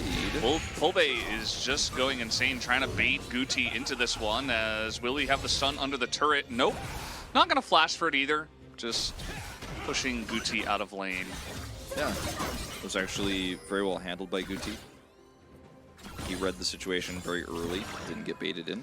Not ready to go back to pizza. I feel like I'd never be ready to leave pizza. I'm pretty much the same, but I always just eat so much when we get the pizza because I'm like, well, we got to finish it, right? And we do generally get like the smallest size, so it's not like we could just downsize it. So like, generally it's okay. I'm fine with like overeating pizza because I love pizza, but on a casting day, it can cause some problems. Yeah, Valdez just doesn't have good pizza self-control. True. So that is definitely a thing. So one of the options Valdez mentioned to me earlier was Subway. Now I do think there are some other better sandwich shops where Twitch chat goes crazy, but in Korea it's kind of your safest best option. We don't have like Jimmy John's, Olympia, and all that stuff, but Subway, I have a really specific order. I'm a very picky person. You guys could probably just know that by default from listening to my casting over the last years. But I'm worried that if my order gets messed up, I won't be able to eat it. Then I'll feel really sorry for the staff because they got it for me, and I'm like, oh yeah, but I really hate olives on my sandwich or whatever the case may be. Ooh, Thanatos might get dove here. Vincenzo trying to set this up. The wave is not really in a great spot for Diehug, and he's kind of low, so I'm not sure if he can force it, though. And you can see that now Vincenzo's just waiting. I mean, maybe he can just wait forever? No. Realm Warp is not up, but, like, Pulbe is just coming over here. Guys? Diehug? He doesn't have flash, and yeah, he's just going to die. First blood goes to the Renekton. Thanatos is like, yeah, cool story, bro. Had the wave in a perfect spot. It was not able to be pushed in, and even though he missed the cannon, we still love him. Yeah, going for Teleport Ignite here on Gwen in this matchup, really wanting to put the pressure on, but in situations like this, the Ghost is so versatile. Could have used it to try to set up that dive earlier, faster, or could have used it, of course, to get away here. And having neither opportunity, still going to have that Ignite off cooldown at this moment in time. Feels bad, man. We'll at least be able to teleport back to lane and put the pressure on ASAP. But a lot of time spent for Vincenzo, and then it totally backfires. A little bit of shenanigans in the bottom lane. What's the weirdest thing you see regularly eaten in Korea? I'm genuinely interested. Oh, I mean, like, the weirdest? I'm like, wow. I don't know. Let's pick one. I swear, like, I've thought of something like this very recently, but now it's not coming to mind. The one thing that comes to mind for me, like, instantly, is, do you remember back in, like, the early 2010s when cafes would have these chunks of bread, and they would call them, like, garlic bread or, like, chocolate bread, and it would be this big, like, square, almost loaf-like thing covered in garlic. Like, Cafe Benny was known for this. Thanatos in a little bit of trouble here. He's getting ignited. He does not have flash anymore, and he is being chased down. Does not matter. If only he had Ghost. Should have taken Ghost. Yeah. But these big, giant lumps of bread at Cafe Bene where it would just be covered in, like, cheese and garlic sauce. That was honestly genuinely one of the weirdest things I've ever seen. Pretty weird. Yeah. You know what I'm talking about, though, right? Like, yeah. I used to eat that sometimes, actually. It was pretty good. It is weird, though. Like, regardless of taste, I think that's a good way to answer the question, because it's very strange. It's just, yeah, it's strange because that's not something that traditionally has been in cafes, maybe outside of Japan and Korea, that I've ever seen. So I wonder who came up with that idea of, like, what if we just had this big hunk of bread at the cafe and covered it with garlic sauce for some reason. And I'm not talking about, like, garlic like you think of on your, like, Texas toast back in the States. I'm talking about, like, big, like, giant globs of sauce like you would have on Korean pizza, where they bring the garlic sauce with it as well. Yeah. Very unusual. I don't know if chat knows about that sauce, but yeah, if there's too much of that, it's not going to be good. And anything that's garlic in Korea is sweet. Yeah. Can't explain that, but it's true. As this is a Vi level 5 trying to gank the Renekton. Actually gets in range. They're under the turret. Do they have the damage? Yes, they do. Vincenzo will not take the last one, and actually very nicely set up before Thanatos gets his flashback. Yeah, Thanatos turned there. I want to watch it again because I wonder if he doesn't turn, do they actually hit him with that auto and get the kill? And he also may have been turning because he was about to get his stun back up.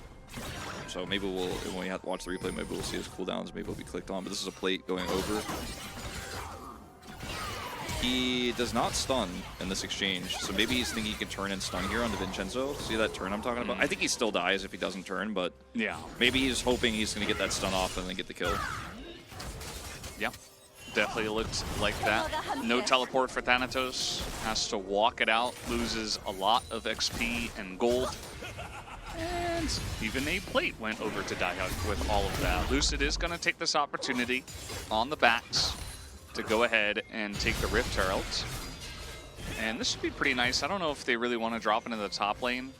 Maybe just drop it for the Varus and bot. Feels like that could be pretty nice, but this will be free regardless. You know what's weird to eat? You know what people eat decently regularly is a giant sausage from the convenience store. Yeah, that is very weird. Wrapped in plastic, and they just like put it in the microwave with the plastic still on, and then they take the plastic off, and they just eat a sausage. Like, what?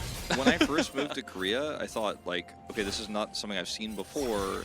but I thought like it's kind of weird to me from, you know, an American cultural background, right? I came here in 2011. I was like, okay, this is strange, but I was always like, it looks like it'd be good though. And then the first one I ate, it tasted so terrible to me that I have since never, I have never bought one. I've never eaten one. Like, they're probably good, but like, I have like a trauma. They're not, actually. I've had, it's just really salty, because, I mean, it kind of has to be, right? I wouldn't recommend it. As they're really trying to bully Thanatos in the top lane, I do not condone bullying, but in this case, it might actually be smart because, you know, we were talking about how this lane can get rough for the Gwen. Well, if you're getting this much attention, Vincenzo's essentially camping the top lane and the Renekton's very far behind, because even though they did get the kill, you know, he had to use flash, he got out of position, the lane wasn't in a great spot. You can still get behind on this Renekton and really struggle into this, especially after level 6. All right, here comes Lucid, though. There goes Lucid, though. Oh, here comes Lucid, though. Dropping the Herald here over the wall, trying to force this without a minion wave. Kobe should be able to pick up that gold, but a little bit awkward here. Boom! Nope, doesn't get it. It's okay, Viego's the carry. Just got to be careful about dropping heralds like that. You know, the whole point of grabbing this herald and putting it mid is obviously you're going to get some value out of taking the mid turret out later in the game with maybe a second herald, but getting that plate gold to your mid laner is the objective. So, I don't know. Sometimes when I see those herald drops, I'm like, maybe coordinate that one a little bit better. Mm-hmm. Yes, Viego got the gold. We were saying that Fulbe was Fulbe not able did to not get the get the gold, gold, which is where you want the gold. Has Viego won in Korea yet? Probably In has, LCK? right? I think so. Because some needles. Thanatos in a little bit of trouble, has to go into this, and he is burning down. This is not getting any easier for Thanatos, as Dialk is just now really stomping this lane. Viego has one. I swear this is the last time I'm gonna say it, but like, I feel like if he took Ghost, like this would be going even better for him. But the Ignite helps him get that extra pressure this time around too. He's gonna TP straight back to lane.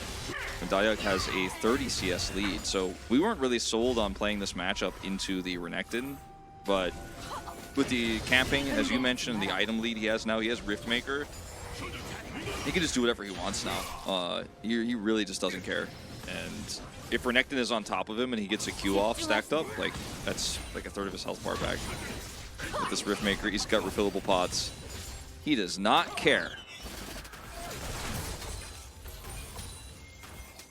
He's he's in a really good spot now. And we haven't, you know, what's funny is game 1 we were looking a lot at the bottom lane, as you generally do nowadays in this meta. But in game 2 we were looking a ton at the top lane just because there was so much action up there. And we haven't really looked down at the bottom lane at all. It's Vincenzo's Vi. Yeah. That is the champion that he is playing. Yes, it is. Yeah. Someone in YouTube chat saying Wolf is a devout Ghost enjoyer. I am. It's true. The player or the summoner? Both. Okay. I wouldn't say I'm a devout Ghost enjoyer in terms of the player, It's but an like, interesting way to describe it, yeah. Yeah, it's a little bit strange, but the teleport Ignite meta with Gwen was more for champions like Sejuani and other tanks that you would face, where you're going to enjoy having that extra damage in those longer fights where you're pushing towards turret, but you don't need to close the gap on those champs because they want to be on top of you anyways. I'm not trying to say this is wrong, per se, but I think that if he had Ghost, some of the ways he played this lane could have been even better. As that's 2 Drakes for D+, by the way. Yeah, just kind of casually picking that up with the Varus in the bottom lane. It's the magic of priority. That's kind of just what happens. They have a very small lead because there hasn't been any action, but they do have the 2 Drakes. Now the question is, once Dialk starts joining fights with this massive lead, maybe Live Sandbox just stack up a bunch of Infernals, and at that point, they are going to stomp them. It is going to be insane if this fed Gwen and the Azir, who has gone even and has the most farm in the game, well, tied with Rahel, if they get any amount of Infernal Drakes stacked up. Yeah, it's really on D+ here to control every single Drake fight from now on.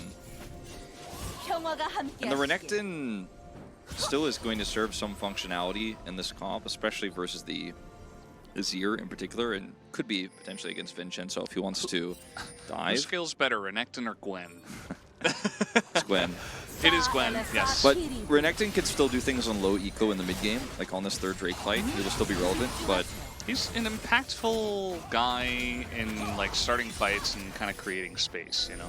But if they don't get that Drake and stack it to Soul Point, in the fourth Drake fight, he will not be as relevant. And then any subsequent fights, I mean, might as well not exist. He's going to be side laning. Liv Sandbox here actually grouping up for this Herald now and have the choke point control with this Gwen. Very awkward for D+, especially with that missing. Yeah, Chain of Corruption's sailing wide into the darkness. As now they're just trying to get on top of the one guy that was here in the top side, which is Pulbay. Not sure why he was separated so far from his team, especially with Realm Warp, but very easy to get isolated against a Vi, which he does. A very nice look from Vincenzo. Yeah, Vincenzo gonna lock this one up. And there's the eye picked up.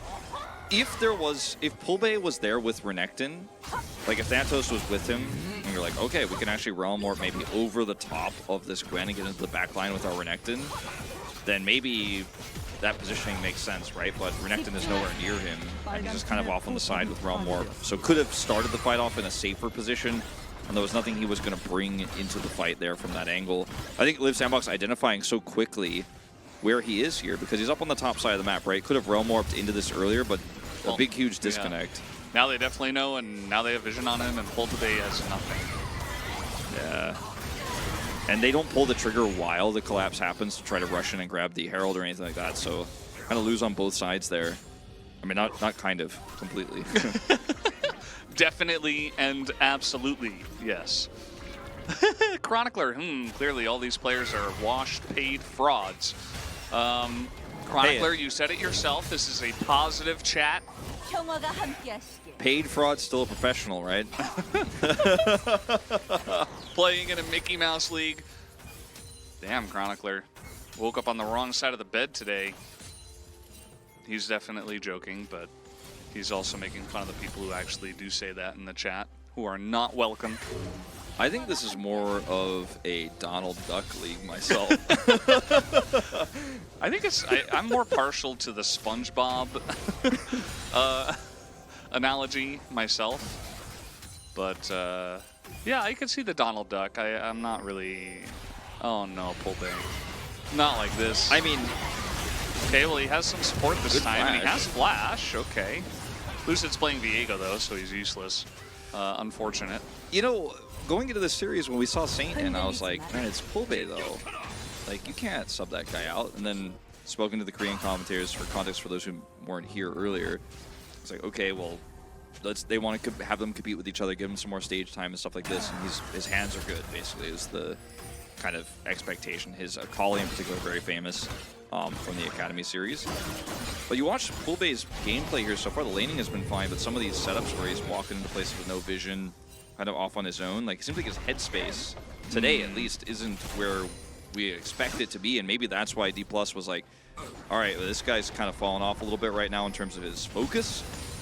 So putting Saint in, maybe, I mean, I'm not a conspiracy theorist, but I'm like, no, Pulbay's a little off right now. Maybe because they put Saint in, now his headspace is off. Could be. And that's why he's playing like this. Could be.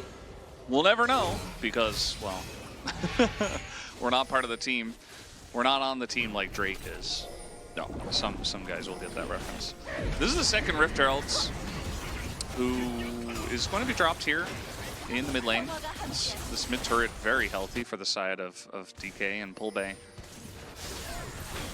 This Herald is going to crash, but Pulbay's going to get a whole turret. And can they punish him? There's no teleport ward. Okay. Tomorrow says hello wolf. Who? Tomorrow. Oh, hello Tomorrow. Yeah. Sorry, I was looking at Twitch chat. I didn't see the YouTube chat. Please notice YouTube chat.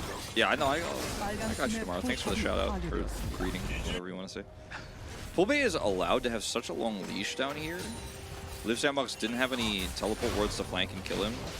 didn't have enough vision in the river to actually think they could collapse down there. Got him. Yeah, and also will lose their blue buff here, but a little bit surprising that Poolbay was just allowed to push bottom that whole time while Liv Sandbox were grouped very far forward in mid. Yeah. Just a little bit of a miscommunication, I think. There's a little Challenger's energy as we might get more, as Rahel might just die to the Gwen. No, he's going to run away. It should be okay. Curious to see if DK will fight over this Infernal. And yes, they absolutely will. As this ward, a very good spot for the TP as they're trying to get on top of Poolbay, but that is very far away from the rest of the team. In goes Thanatos. They're going to try to kill Goody before this fight even really begins. As this Drake extremely low and Plan B, and a lot of the members of this sandbox are just being zoned out of here. They're not even going to go for the Drake. And actually, after all of that, the first person to go down is Loopy on the side of DK. Yeah, Thanatos here. What? Plan B? What? Okay. Kind of left out to dry there. But Liv Sandbox really could not figure out target selection in this fight. Like, by the end of the fight, they just kind of were like, oh, let's walk out of here.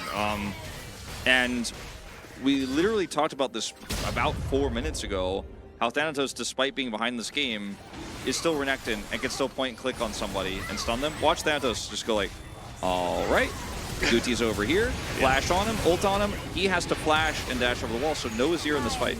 The fight is essentially won in this moment, and Poolbay has so much space to work with here, not taking any damage from anybody. And then Liv Sandbox are like, do we flank here? Do we try to actually set up some turrets to make sure they can't get out? And then half of the team is deciding we're backing away. Vincenzo and Plan B are like, no, we're going in. You could just see there's a completely disjointed lack of focus after that fight is lost when Thanatos gets on top of the Azir. Yeah, that's definitely what can happen. Diok threw a bunch of needles into a Karma, so that's kind of what happened to him. And so, because the fight was so broken up, it wasn't a front to back. It wasn't like they were running into a Gwen or anything. So, even though Diok is very fed, wasn't able to use the lead in the fight. Always important to know is might be able to use it in this fight. The stun is down, but yeah, I'm just gonna let him go with the turret there. He's got a needlessly large rod going for a second item. Yeah, it doesn't really need to be that big. I mean, people. It's needlessly large. Yeah, I feel like this isn't discussed enough. The like actual like middle part of it, the yin yang looking thing, is it like wolves? Is it bears? What is it? You know what I'm talking about? Like if you actually see it in like a high quality texture, like there's animals inside of it, but I don't know what they are. I've never seen that before. I want to look this up. I've been playing this game for a long time. All right, I'm looking it up right now. I don't think there's anything. Is it a dragon? Chat says it's a dragon. I don't know about that. Is it dragon? I think. I'm not convinced. Oh, it is a dragon. Wow. Yeah. Yeah, but why is it needlessly large, though? I don't know. Does anybody know? It doesn't need to be. Does Riot know why it's needlessly large? Maybe that's how they justified its item cost, you know? They're like, well, it's really big, so it has to be expensive. Does casting the game for a living make you better in solo queue? No. Are you quicker to get mad? Yes. But that might just be solo queue vibes as well. Oh, I think just becoming a League of Legends caster, I am much quicker to get mad. But yeah, I don't think it really being a caster doesn't really help your solo queue. Not really. You could, because like again, you could maybe make like the correct macro play because you saw, you know, some team do it, but you could have just watched. It doesn't matter. It's like whether you're a caster or not. Because it's solo queue, and you're like, okay, guys, we should do this, and then you know you've got one guy who's soft inting in the top lane, and you know there's another guy who's AFK in base, and your mastery is soloing the Baron for some reason. Guti is trying to bait this one. It's like. Poolbay, or do they just not know? They just don't know. Hide on bush. Is he going to get his rod to finish before he goes for it? I just thought maybe he was going to look for a big all-in there with Viego nearby. Man, Diok is so fed right now. Like, look at his items compared to the Renekton. Yeah, he is. But there's a lot of range damage on the side of D+. I give a lot of the credit to how clutch these players are in challengers. That's kind of what we focus on oftentimes. And Thanatos did way more than he did in that last fight by just getting on top of Guti, so his value is higher. So Liv Sandbox need to somehow force a situation by like aggressively side laning with this Gwen to where they are the first ones on this next Drake, so that Daihook can actually hit not Karma in a fight, or can, if Thanatos tries to go in that deep, he will be punished for doing so. Like push him out on the side. Like he got a free teleport off last time because they didn't clear teleport flank wards. So Liv Sandbox have the tools to win a fight. Need to use them, as sending Daihook to the bottom side of the map here, you know, might be one way to get faster Drake prio, but they're going to rather put him on the top side where there's no turret to kill. So there's not that much threat for D+ right now. Because, yeah, Daihook can teleport in, but they're like, yeah, well, we don't have to like chase him down or deal with him. Poolbay also has TP, so use your tools, Liv Sandbox. It's very important to use your tools, especially with the Infernal Drake about to spawn. TK decide, you know what, let's not. Like Liv Sandbox can't give this up. They have to fight for this, but they have not set themselves up for success here. TK, very interesting. They're just giving up position on the Drake to push mid, get mid prio, and I suppose maybe poke them down and not get cornered is the idea. Because they have not, they had a good position, but they did not go for the Drake, as now Lucid is trying to farm control wards. It looks like D+ are just like, this is kind of too good to be true. Like, we have Soul Point, we don't have to fight for this, we could just push mid, but Liv Sandbox is not contesting mid, and they're over here very late. And they have no vision. Daihook is under turret, like their most fed member is not here, and can be interrupted if he tries to TP now, so like, you're like, okay, I guess we go.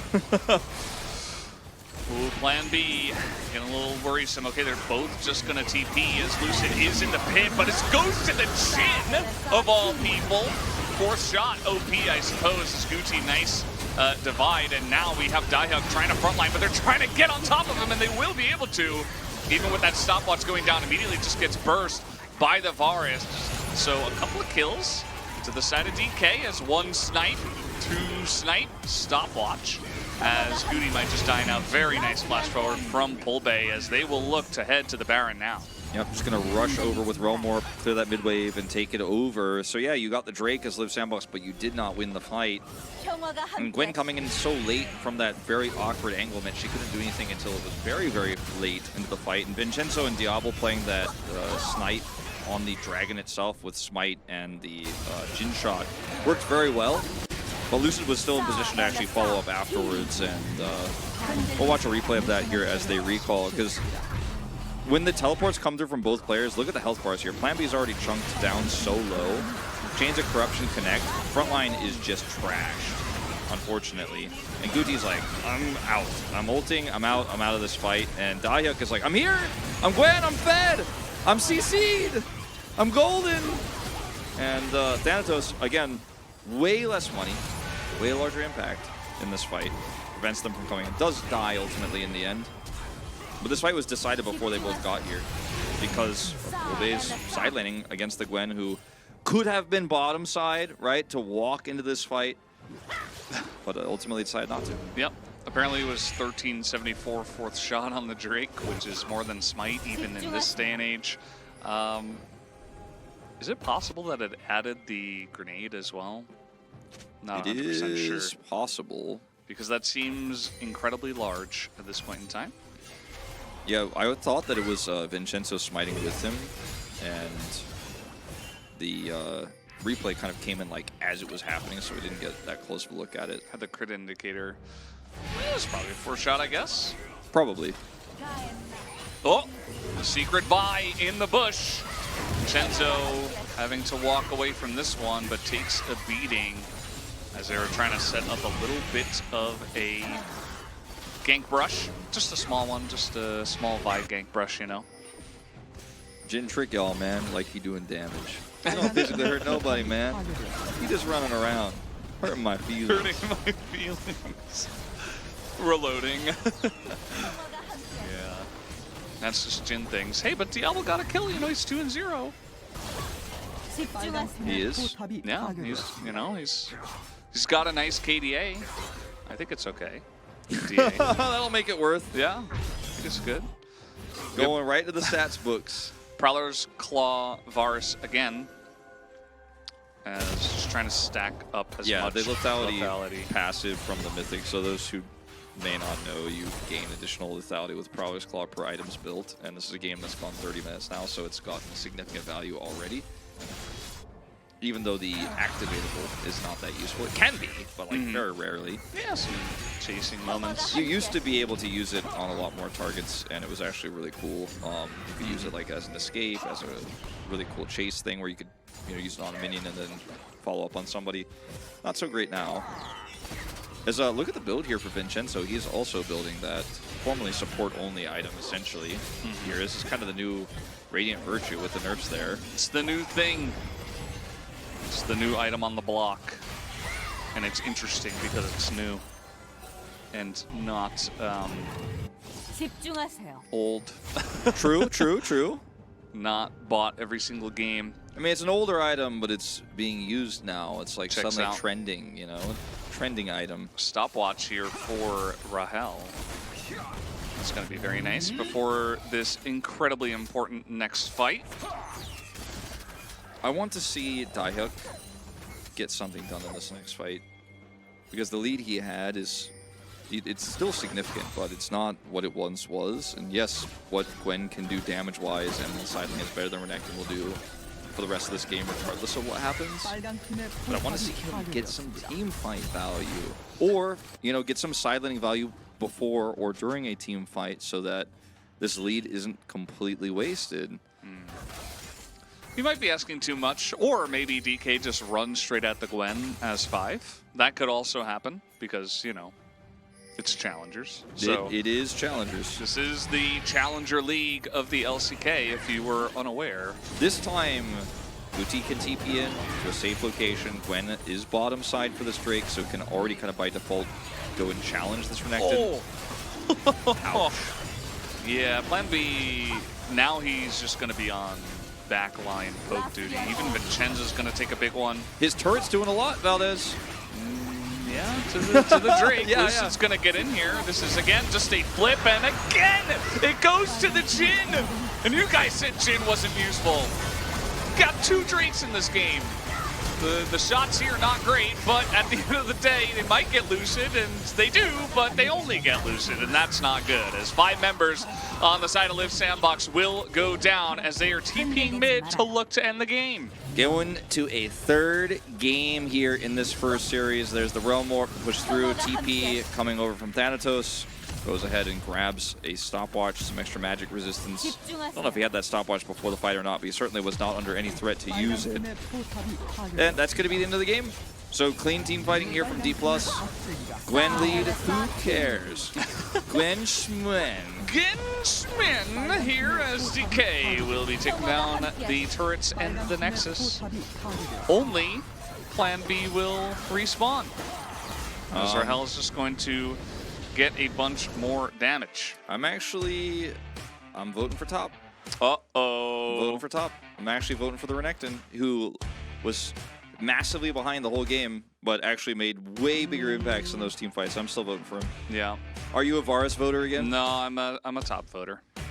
Because I just want the recognition to be there for this guy who did 8,000 less damage, but every time he was in a team fight, he did way more. Yeah, it was kind of like, he gets the tilt proof, and then he also gets like the carry kind of honor, because he actually set up those fights really, really well. And I think the top laners, once it comes down to the team fights, I was saying before, like the Fed Gwen should be able to get a lot of value, but when did we see one fight that Liv Sandbox kind of fought on their terms where it was front to back and the Gwen actually did get value? The Jhin ultimate and the deadly flourishes and stuff like that were often used to try to secure the objective itself or win the neutral fight, instead of being used orchestrated with some good turret setups and a really nice Azir ultimate with the Gwen frontlining. The comp was fine. I know not everyone loves Genheimer, but I think if you get the right amount of objective control with your side laning, this can work. I just think Liv Sandbox knew what they wanted to do with this comp, but they just couldn't actually, because of their lack of experience at this point, execute it well. Like, it's a good draft. The coaching staff definitely had a plan. The players, I think, knew the plan, but it kind of all fell apart, and they got lost in the weeds a little bit in the mid-game. And it's not like a draft diff, it's just execution diff. And that's generally what it comes down to, Wolf. That is the magic of challengers. Gatoran, sorry about that. Nightbot is very sensitive. What did Nightbot Be do careful. to my man Gatoran? Gave him a 10-minute timeout for saying a bad word. It's the way it goes sometimes. We're all tied up at 1. Curious to see who's going to get the Pog, but If Pulbay gets it, I will be upset, but I feel like otherwise top mid jungle is fine. Yeah! Rewarded for great team fighting despite losing out in lane early. Yeah. Tilt proof. Amazing team fights. Flashing and dashing and getting on top of people's faces and pressing his stun button like you should as a Croc. That's what you do. Top diff. Yeah. 2,000 Very gold clearly. down, doesn't matter. Yeah. Doesn't matter. Very nicely I done. love that the Korean commentators, at least one of them, because since we both voted for him, we know if one votes, then we have the advantage. This is a 5-vote system. I'm glad at least somebody was thinking the same thing as us. I actually didn't think I thought we were going to once again be robbed. Our vote is robbed, but no, not this time. Yep. So guys, we're all tied up at 1. It's anybody's series from here. We'll have to see what happens after this break.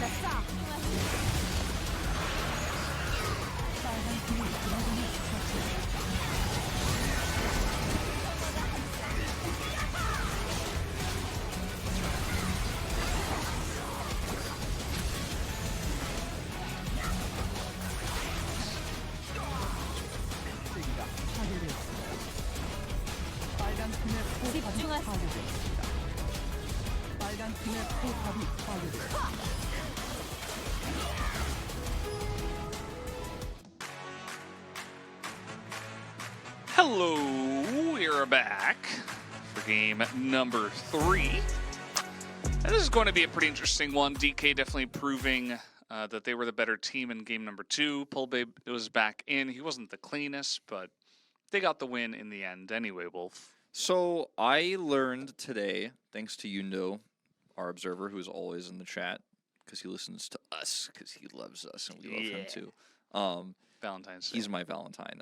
So he told me that actually, so I was led to believe incorrectly that we have 2 votes and the Korean desk has 3 votes. So I thought there was 5 votes in total because I had not heard anything otherwise.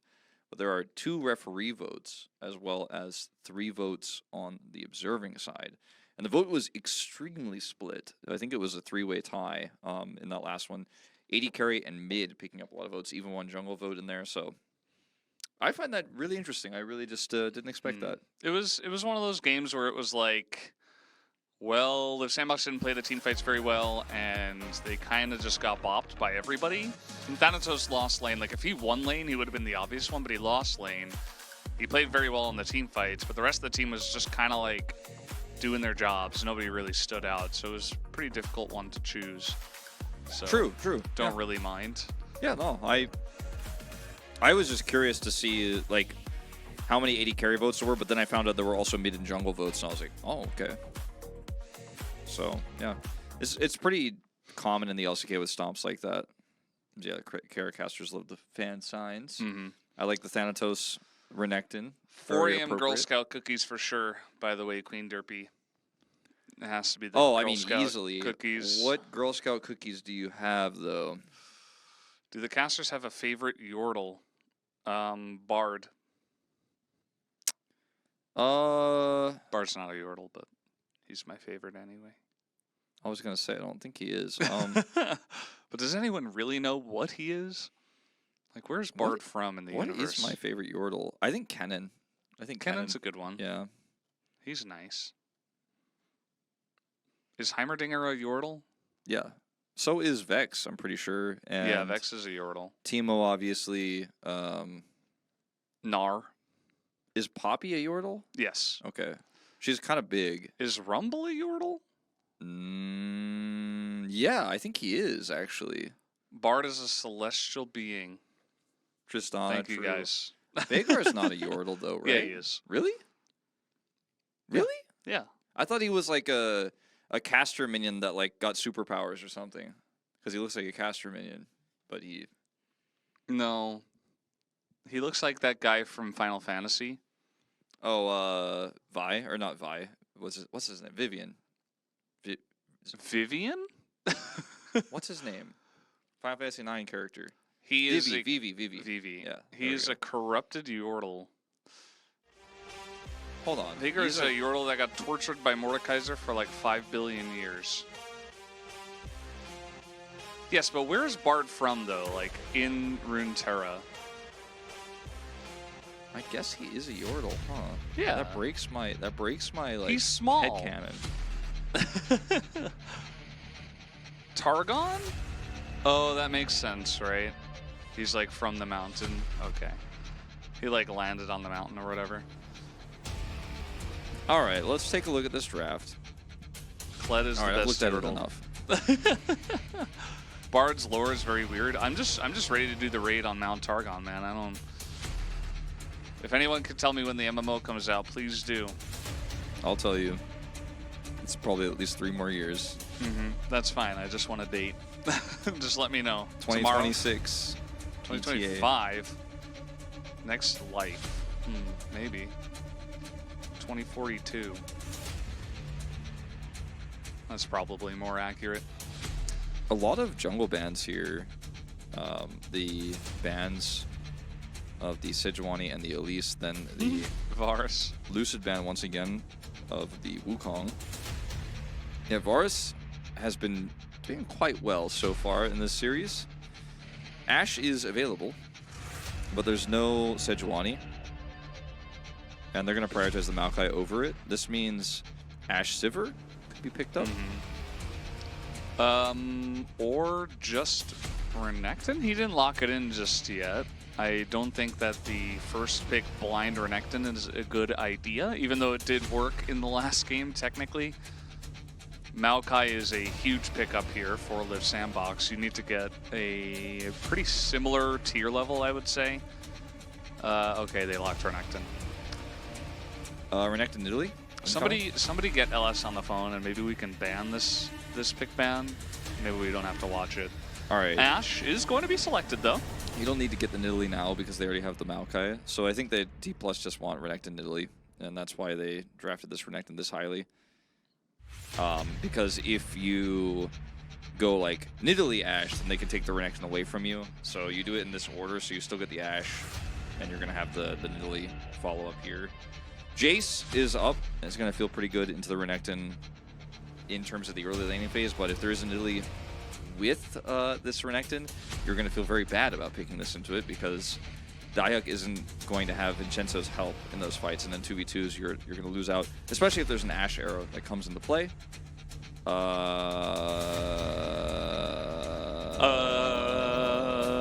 That's not Nidalee.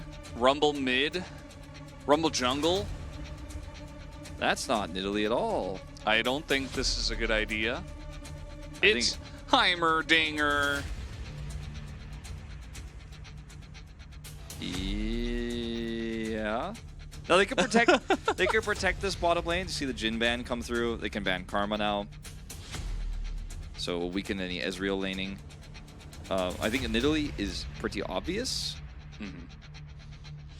There's the Nidalee. I understand why D plus Kia have approached the draft this way, but I cannot say that I like it. Yeah, I mean, you wanted to get the Renekton and threaten the Nidalee, you get the ban out, then you realize later, like, okay, we want to play this Ashe Heimerdinger though, so we want to prioritize this. Like, you've made a adjustment here, but Heimerdinger, I think, doesn't necessarily get sniped in the second banning phase. If you just keep that AD carry pick, they have to think about, like, oh, what if it's Sivir? You know, there's a lot of other options. There you go.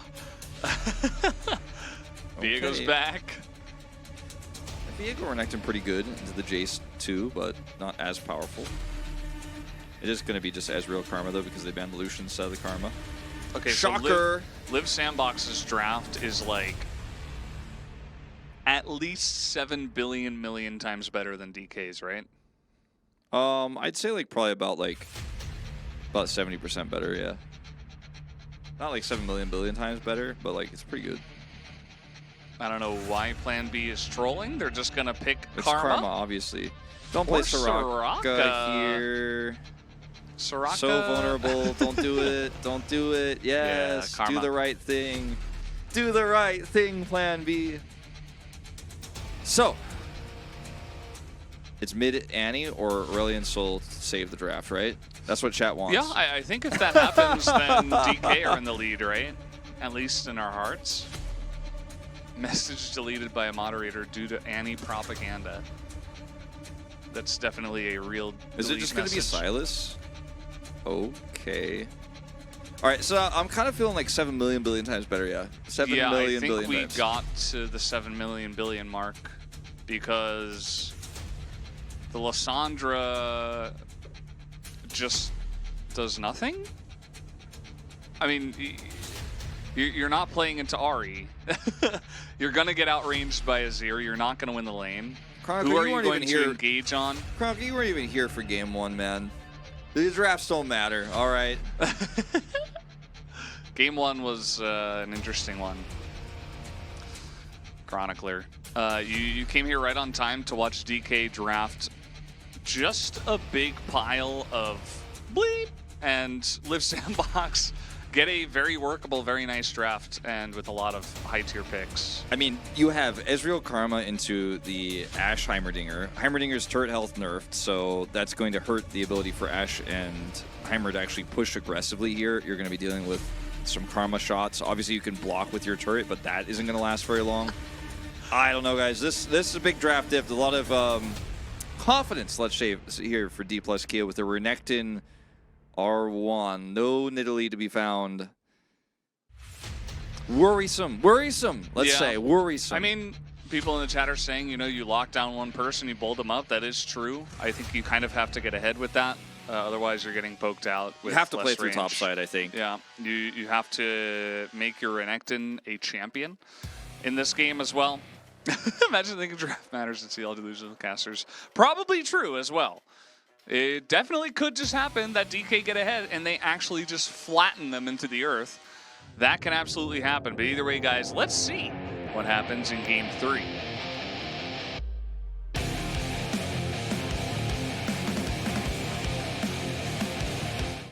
This draft is not good.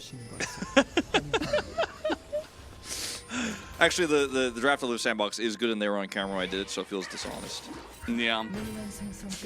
Unbelievable.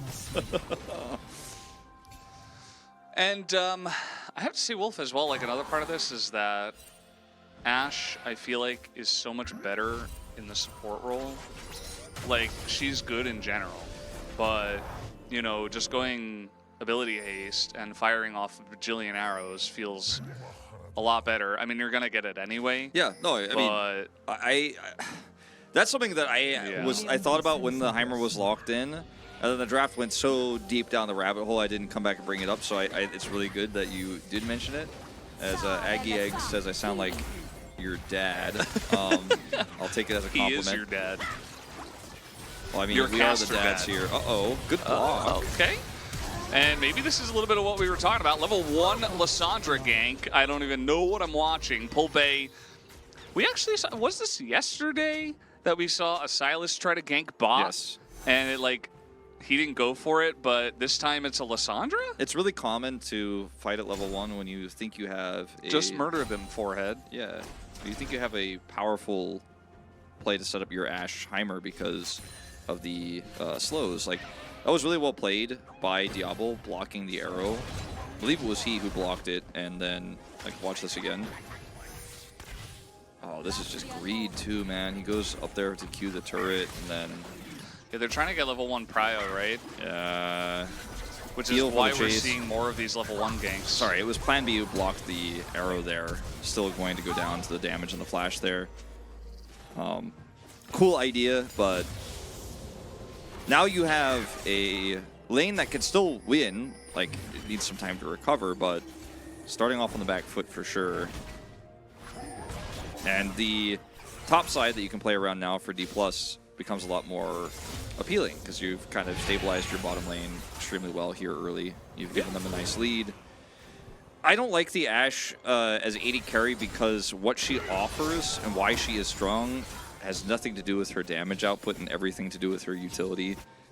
And now you have kind of two utility picks here on the bottom side, especially in this draft. Like if it's Ashe AD carry with another type of support, you know, you're trying to counter like Kalista or something, that could feel very different. But in this draft, you're low range as it is, and there are so many threats. You could get caught by Maokai, blasted by the Jace. You're extremely outranged by Israel. Yep. But if you're Ashe and you're outranged by Israel, but you're the support, you're like, well, it doesn't matter, because my arrow outranges everything. Whoa, that's true. Arrow has an infinite range, which is why it goes into orbit after Israel's you like, miss. True Shot Barrage is the same. I'm like, yeah, okay, whatever, man. Yeah, cool Does it story, stun Israel. you? We don't care. Don't do so. You think you're cool there with your cleanse? No, doesn't matter. Why do casters sound like they didn't sleep last night or just the accent? It's just my accent. Yeah, I just have tired accent. We did watch LEC last night. Valdez and I were watching a little bit of LEC action, texting each other. Yeah, I think I lost like 3 or 4 hours just by watching. Not because of the time, just because, you know, like the maybe 15 minutes I watched kind of took 4 hours of my life. I'm very toxic towards LEC today. You're very toxic towards LEC in general. I think it's kind of messed up. Yeah, But honest. that's true. Yeah, you know, Valdez has the best accent. Do I have an accent? I think I only have an accent when I say coffee, and it's not even that strong. Actually, I never really noticed you say coffee in a like. Maybe I was gonna say have weird the way, tired but accent that he was talking about. yeah, you don't really. You used to have a little bit more of a New York accent, but the longer you live in Korea, where you're around English speakers from all over the world, you just lose that very quickly. Yeah, I should have watched on Sunday just for the Garen game. Yeah, I hear the rumblings of, I think it was from NA Academy, or, yeah, I think it was NA Academy where Garen was being played by some moose guy. Pretty cool idea into the Cassante. I think it was Cassante. Just like the Darius pick that's floating around. Here we go, player on top side. Oh, little gank from the Viego. Stole the kill too. Wow, Lucid's like, I'm the carry now. I'm actually Jace incarnate. So your bottom side is in shambles. Top side, not looking great. Also in shambles, or would you say it's slightly better than in shambles? Slightly better. Okay. Wolf is, My allergies are bad. I took my allergy medicine, still messing with me. I wonder what it's like to have allergies. I wouldn't know. It's terrible. Yeah. I think I might only be allergic to kiwi, unless that kiwi smoothie I had was just gone bad or something. Weather changes mess me up. We do have a little Drake with the Heimer. This is something you see often. Vincenzo is trying to get into range. as they have grouped up for this one. Even from behind, they're saying, okay, well, we can get this done. Goody is level 6. And Pulbe does not really have the angle. Might just end up being a flip. Nope, just the engage, trying to get on into that back line. Pulbe doesn't amount to too much, just roots them all up. As Goody goes in very deep for that one. But might actually work out as Lucid gonna pick up the 1 kill, looking for a little bit more. Now he's on the Azir, but this Ezreal is gonna have such a fun time in this broken up fight. Live Sandbox looking to get a massive win here in the fight. Double kill for Diablo. The execution was pretty quick and clean for D+. Ring of Frost in, you have all the setup. But draft diff strikes again. Like this, I feel like this fight illustrates both D+'s clutch and like why they are the better team, but also the limitations of that, right? Because the fight starts off really well with the triple Ring of Frost, but then they have range problems, right? And Rahel is like, I'm Ashe, I'm trying to do damage, or I'm trying to actually do this long term. As look at this from Pulbe. Over the wall, triple ring. Actually only hits the double, but still pretty good with the flash play. Everybody's super low here though on D+, except the AD carry. They almost killed the Malcolm. Yeah. Yeah. And look at Rahel, he's like, I'm shooting him! I'm shooting him! No. Diablo comes over here, it's just done. And you can't get out either in this fight. Like, you can't just cancel this at D+, be like, well, okay, didn't kill him, let's leave. You will just get chased down by the Ezreal. Yeah. That's a very interesting fight. The singular Jake going to be very nice for the side of Live Sandbox. It's going to get them in a better spot here, especially their Ezreal. And keep in mind, Chronicler was talking a little bit about this, you know, in between naps, I assume, that once this game goes past 25-30 minutes, it's pretty much over.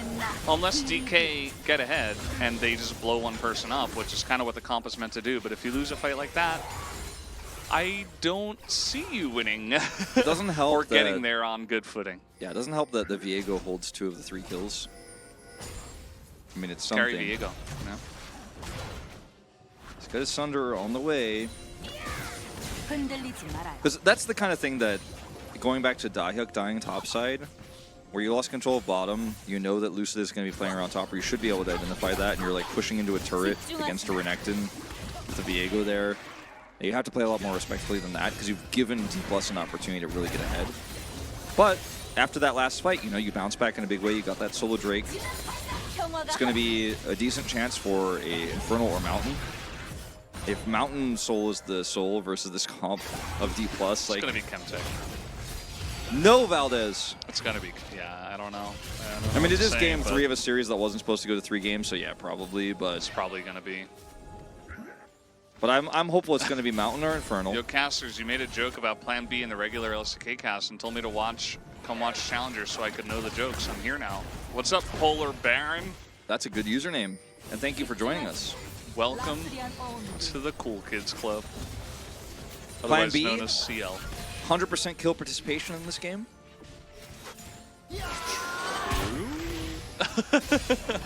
Yeah. You came on a good game for Plan B, okay? Plan B has had some off days, all right? He has had some okay days. He hasn't had amazing days yet, but he's still very young, still a developing player. But he might be part of the second team to upset D+ Kia, because KT Rolster did it. They're at the top of the standings. Will stay that way if Live Sandbox win this game, and be only the second team at 3-5, by the way, to beat D+ in Challengers this season. So, hey, you picked a good day to show up, man. You're actually watching one of the sickest games we've had in a while. Does Plan B understand where his name comes from? I mean, Plan B has a lot of meanings, and the first one is that, you know, if Plan A doesn't work, you go for Plan B. It's like your second option, so... Plan B is used commonly in Korean with the meaning that Valdez just explained, so yes. I'm pretty sure that is the meaning he he's got looking a for. big croc going in here onto Dahyuk, who is able to avoid this, doesn't have to flash, but unfortunately it took a big chunk, and Thanatos will have more sustain on the Renekton, especially with some Eclipse nerfs, but doesn't even have Eclipse yet, so... We were talking about accents earlier, and you said croc, and it just reminded me of a weird thing from America. You know pressure cookers, right, that exist in America? Yeah, of course. They also exist elsewhere in the world. Yes. Yeah. But, like, because of the most famous one was Betty Crocker one. Okay, hold on. So yeah, the most famous one is Betty Crocker one. in Georgia, when I grew up, people would call it a crock pot. Yeah. Is that a thing that you guys called it in New York as well? Yes, Okay. of course. I was wondering if that was a Southern thing or just a colloquialism. No, I mean, look at the chat. They're even calling it a crock pot. Oh, I didn't even see that. We have a fight in the top lane. Diak just gonna eliminate him. As A Lucid fight, quote unquote. Yeah, I mean, not very fair. Lucid should be able to collect this kill, and he will. Diak not even gonna flash away from that one, but a very nice solo kill from Diak there after Thanatos started off the first fight.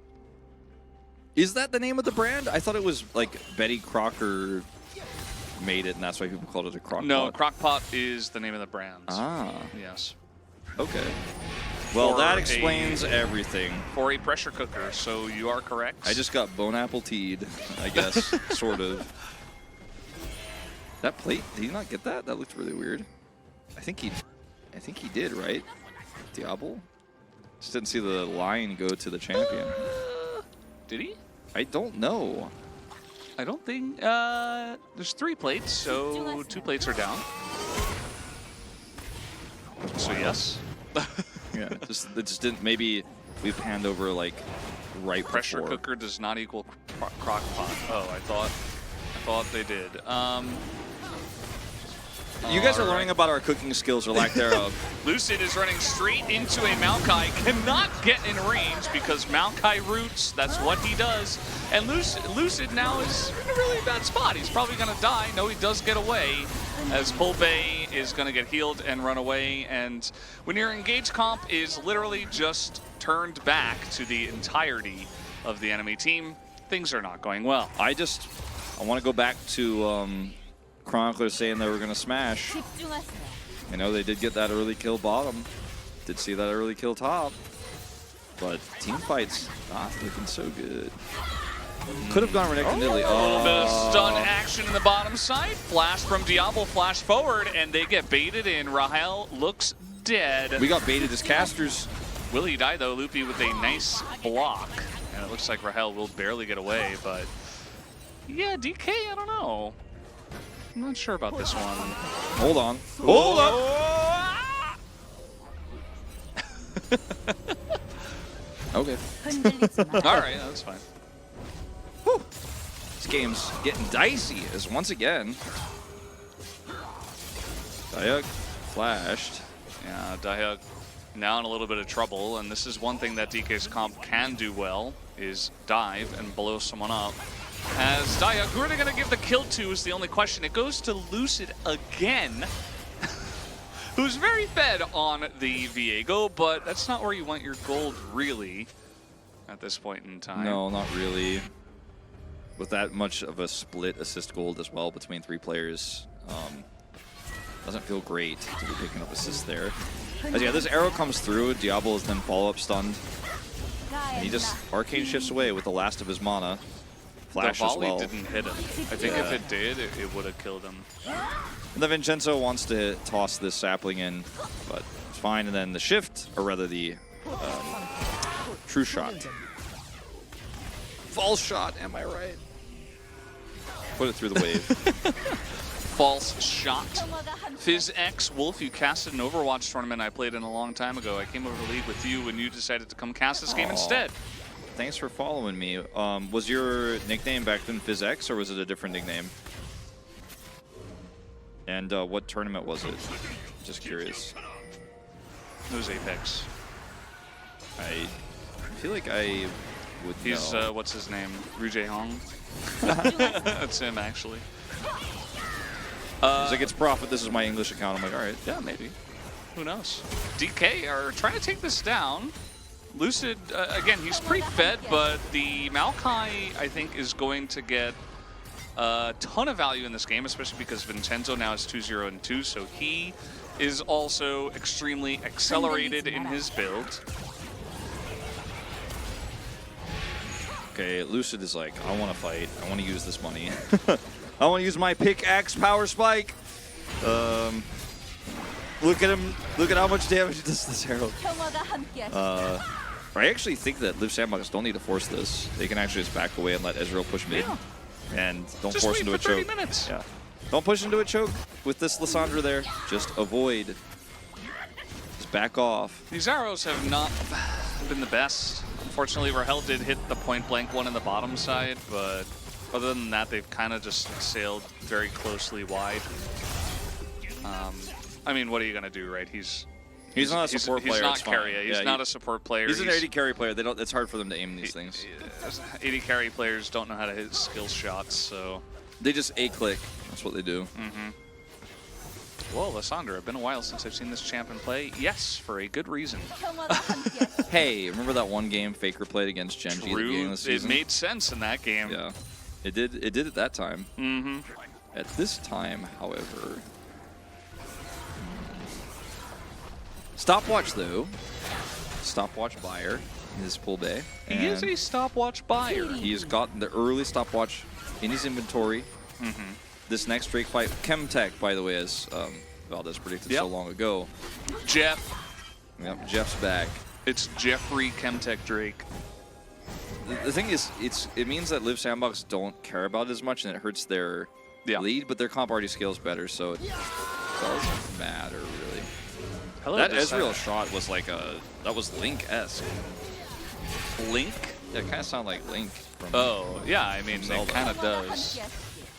I watched a video with the Ezreal voice actor. The Korean one? The English one. Okay. Guti, comes in flying from about a bajillion miles away. This is Chemtech Rift. So what are you going to do? Okay. Vincenzo flashing away from this one.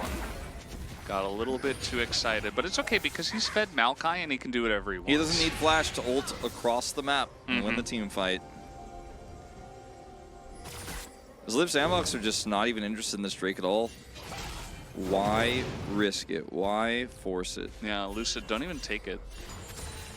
Like, your support is Heimerdinger. It's like actually decent for Plan B, like the individual Drakes, but okay, they're just gonna take it. Sure, why not? Nice try. Thank you for the leash. Gets 25 gold and then 20 gold. And also, he just finished his jungle item, so just gonna drop this Rift Herald in mid and get a bit of damage onto the turret. I am sad that PhysX never told me what his player name was. Might have been PhysX. No, he said it was PhysX. Oh, really? What? Yeah. I didn't see it. No, he posted something. He tried to post a second thing, and then Nightbot bopped him. Oh, that's. But the first thing he said he played Khalid. Oh, there it is. Small stints as a scrim dude on some of the larger orgs later in his career. Cool. Tier 2 main support player. Don't remember the name of what team you're on, I guess. But that's cool. Well, I'm glad I got to commentate you then. I gotta stop making these noises because these arrows are just getting worse. Yeah, eventually you're gonna be like, ooh, you know. Somebody turned on the Valdez alarm. So, Chronicler, how are we feeling about this draft for D+? How are we feeling about D+ are just going to smash him? I think he said that Live Sandbox were going to win after the Dragon fight. So he reneged pretty early on. Backpedaling a little bit. He never said he liked the draft, which is true. I don't think Wolf said that you liked the draft, You Chronicler. said it didn't matter, but you said that D+ just would smash. And the draft doesn't matter. Got him, hit him, there you go, and they actually 100-0 the Maokai. The pick comp is working in this one isolated case. And then just kill him. Oh my god. They're going Baron, 2015. Wait, Chronicler, you were right. He says the same thing as I said. Okay, that Ezreal has actually got some good value. I think with the amount of poke from the Ezreal and the Azir, there is a chance. I mean, yeah. 4v5. Oh, and they also have Jace. Forgot about him. Thanatos needs to come and block this choke point. Yeah. He's doing a decent job now. This is getting lower. Remember, there's no jungle as Loopy nearly dies. Giga Chad. And yeah, there's going to be the Baron that just goes the way of Lucid. Nicely Is he just going to get away with this, Loopy? Yep. Okay. Chronicler was right, you know, it's just Challenger things. Just press your buttons and flatten the enemy. And that's It all starts with one arrow. that's what this comp does. And no Maokai in this fight is the big problem. Because if Maokai, and he also ulted there. Rough times.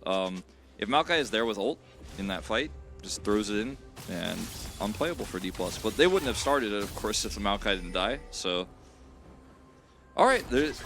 So what I'm saying is there's a chance for D+ fans here. I mean, they're ahead in gold. I mean, they picked up a lot of gold from these, like... Their Viego is so ballooned out of control. Like, he's big, but the thing is, he's gonna pop. Not really, but he's... Yeah. The bigger he gets, the smaller everyone around him is. Pulbe gonna grab a turret at least. Finally, the outer goes down. Okay, he's actually hitting them now. This is very nice to see, as that will be Dahyuk dead. And the power of Ashe continues. Especially when you're ahead and you just get to throw out free arrows like this and just look for picks. Kaboom. Kabam. And a lot of players, or not players, chatters are talking about the win rate of Guti and how he is 0-6 currently and could go to 0-7, the dream. You guys are right. He hasn't had the best game. I think that it's rough. He's looked a lot better on stuff like Akale, even Akale, and the Yone in game number 1. I'm sorry, chat. Yeah. He's, I don't know. His ear is okay, but hasn't really gotten a chance to do much in this game. Oh! Good analysis. I mean, that is the analysis of the fight. Let's see if I hit him. If I hit him, like, he tells Thanatos, like, I'm trying to hit him. If I hit him, kill him. He's like, okay. And then he goes in and he does it. You guys are doing a much better job than Atlas and I did at keeping it together. Well, you guys were on day 7. Are we? I watched some of yesterday. It was a little bit off the rails. Here we go again, as it's Maokai again, and ult schmolt. They say they do not care. Although Vincenzo goes under the rockets, as again Lucid is huge, but he's taken a lot of damage in this fight. They're chasing a Karma throughout the entire rift. Not the best idea, as Rahel is going to flash away from this one, but it doesn't matter that they were chasing Karma because Dahyuk just gets isolated and killed. What are we fighting for here? Besides in D+ Kia's case, first place in Challengers, I mean, what is the objective that we're fighting over right now? Because the Chemtech Drake is on the other side of the map. Baron is not up. It was just despawning, or just running out. Here we go again. As the Karma isolated Guti trying to frontline, and that is going to be the shutdown as Lucid goes in alone. Pulbe here on the flank. We have gone full challengers at this moment in time. Always go full challengers. Always go full challengers. And again, these Chemtech Drakes, not bad for the Karma. Okay, Luffy gonna buy some time here, hopefully, is what he's hoping to do. All right, should be getting this Drake. Again, DK not gonna fight too incredibly hard over this one. Pulbe's flank will be spotted. Pulbe with no flash really hurts his ability to collapse and do damage here, even though he had a nice flank angle, wasn't seen. I think he's actually gonna get out. Yeah, he's definitely gonna get out, in fact. He's like, am I getting out or am I killing a turret wolf? I'm like, damn.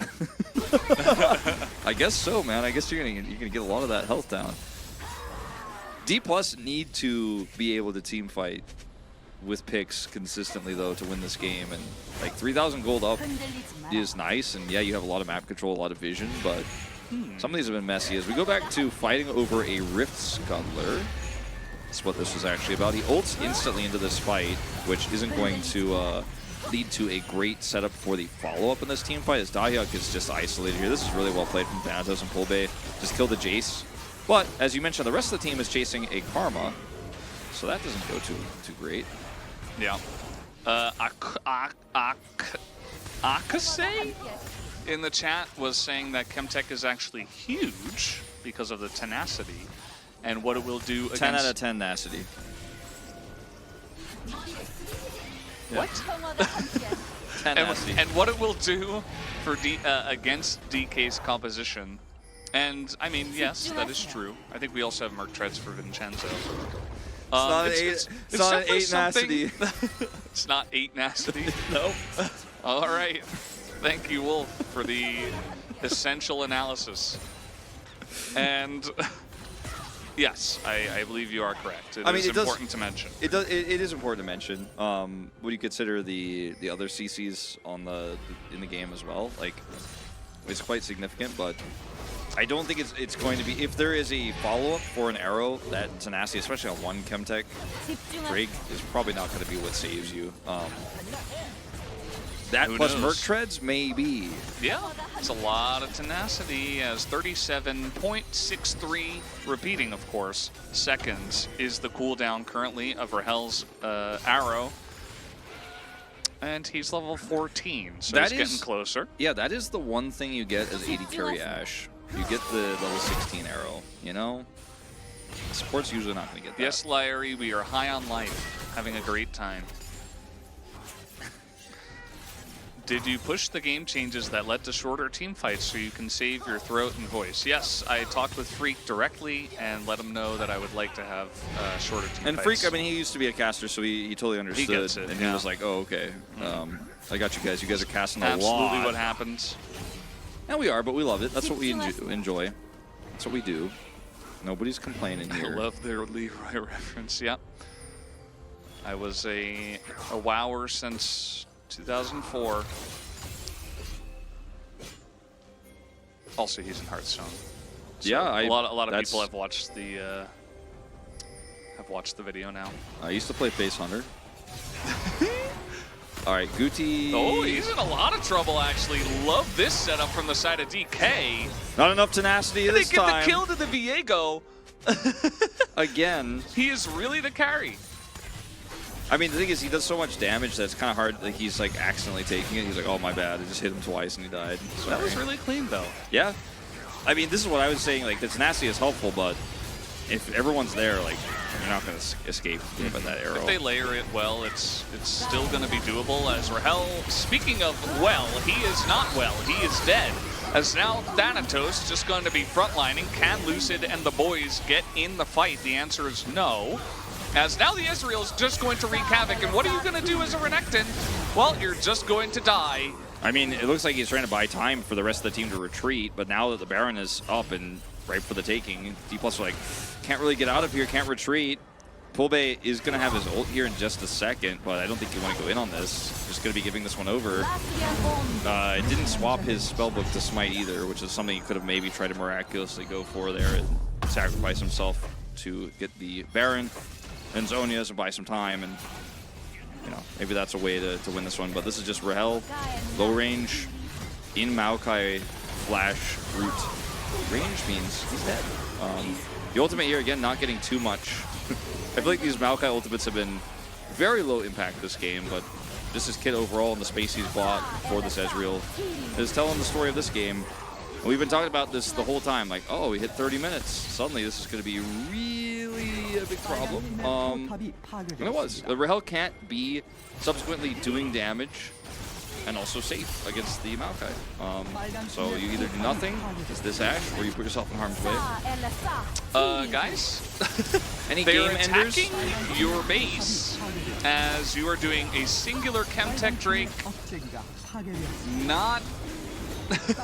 I mean, I guess they were maybe just going to lose that inhibitor anyway. So 10 out of 10 nasty. 10 out of 10 nasty here, maybe even 11 out of 10. As Lucid isolated, remember, he is the carry. He's got Hex Drinker now and a stopwatch as he will go on his merry way. And in these broken up fights, this is actually going to favor Liv Sandbox, who have excellent kiting power and range, whereas DK want to just clobber one guy. Well, they do until they start breaking apart, right? And then players could get trapped. Like, the pick comp loves when Liv Sandbox are like, all right, we're grouped and now we need to split, but we don't have vision. I don't know if you want to go in on this one, though, however, and they will just back away. Liv Sandbox playing a little bit scared here because, like, something doesn't seem right. We don't have vision on the left side of the pit, and I have no idea where anyone on D+ is right now, showing on the map at all, so they kind of just take the free reset with the Baron empowered recalls. But that took a lot of the Baron time away, actually. D+ handling it pretty well. Still ahead in gold, which Shows you how far ahead in gold they were this whole game. That now that we've reached this point, Baron going over and team fights being won by Liv Sandbox, they still technically are ahead on gold. But how much that matters going to these upcoming team fights is yet to be seen. Having the Hex Trigger and the stopwatch is like exactly what Lucid would like to have, but the rest of his team is very far behind. Yep, this game is after 30 minutes, so Ezreal, Azir, and Jace are going to have a fun time. As long as somebody doesn't get 100 to 0, and even if they do, if it's not Ezreal or even Azir at this point, I'm not sure that it matters for Liv Sandbox. I think they just are still going to end up just poking them down, outscaling them. As we can see that Loopy is not really in the fight anymore. DK are trying to pull off some kind of flank here. I mean, if Pulbe hits a Ring of Frost here from behind, who's the follow-up damage? Like the Renekton is actually in this game. Actually doesn't really hit much because everybody's behind him. Here we go, here we go. Here's Pulbe, watch this. Okay, we got the arrow, hits nothing. Oh, he doesn't take the claw. That's the end of that. Yep. Liv Sandbox like, you don't take the claw. Free push. Yep, so free inhibitor, perhaps, although Thanatos and Pulbe still somewhat on the flank, still somewhat looking for the play. That control ward is so big. Yeah, he's like, God damn, that control ward, I gotta take it down. Now there's a sapling too. Woohoo! That damage. Loopy nearly dies. So war of attrition, you're not going to win here as D+ with those mid minions coming through. The game is not over yet, but it is also seemingly over, Wolf. What do you think? The Nexus is alive, but I'd call it here. You know, I would definitely. Yeah, that's not doing him any favors. I would definitely, like, if the game doesn't change in any drastic way for D+ in this next fight, which again, the Sandbox don't even need to take. I don't see how they win 5v5s, and the 2 inhibitors being down for the timer of this Drake spawner, like Liv Sandbox are happy to take this and get the Elder to spawn, because even a flip of the Elder at this point seems pretty unlikely. Because it's so late. I mean, we're 33 minutes plus, and this comp just has so much more range. Like, it's hard to flip this as Liv Sandbox. Like, it's hard to throw. Yeah. Now, it is challengers. There are ways. We have seen the dark technology that some of these teams have brought out in the past. But I'm not a believer in this at this point in time. Yeah, Lissandra taking Merc Treads, also no Sork Shoes, no pen. Someone in the chat kind of mentioning that. Not doing a whole lot of damage to this front line. Needs to get a backline hit with Thanatos coming in at the exact same time with Gore Drinker on top of it. That's the only way. Oh boy. Yeah, range. They're getting Ezreal pretty hard right now. As Maokai ultimate will sail into the abyss, but again, the engage here from DK is, they have a lot of it, but it's still pretty rough at this point in the game. We're seeing a huge upset here. I mean, it looks very likely, right? D+ first place until KT dethroned them last week, and for the second loss of the season to Liv Sandbox, nobody would have really seen this coming. Going into the series, we were like, oh, this is going to be one of the quicker series of the week, right? And,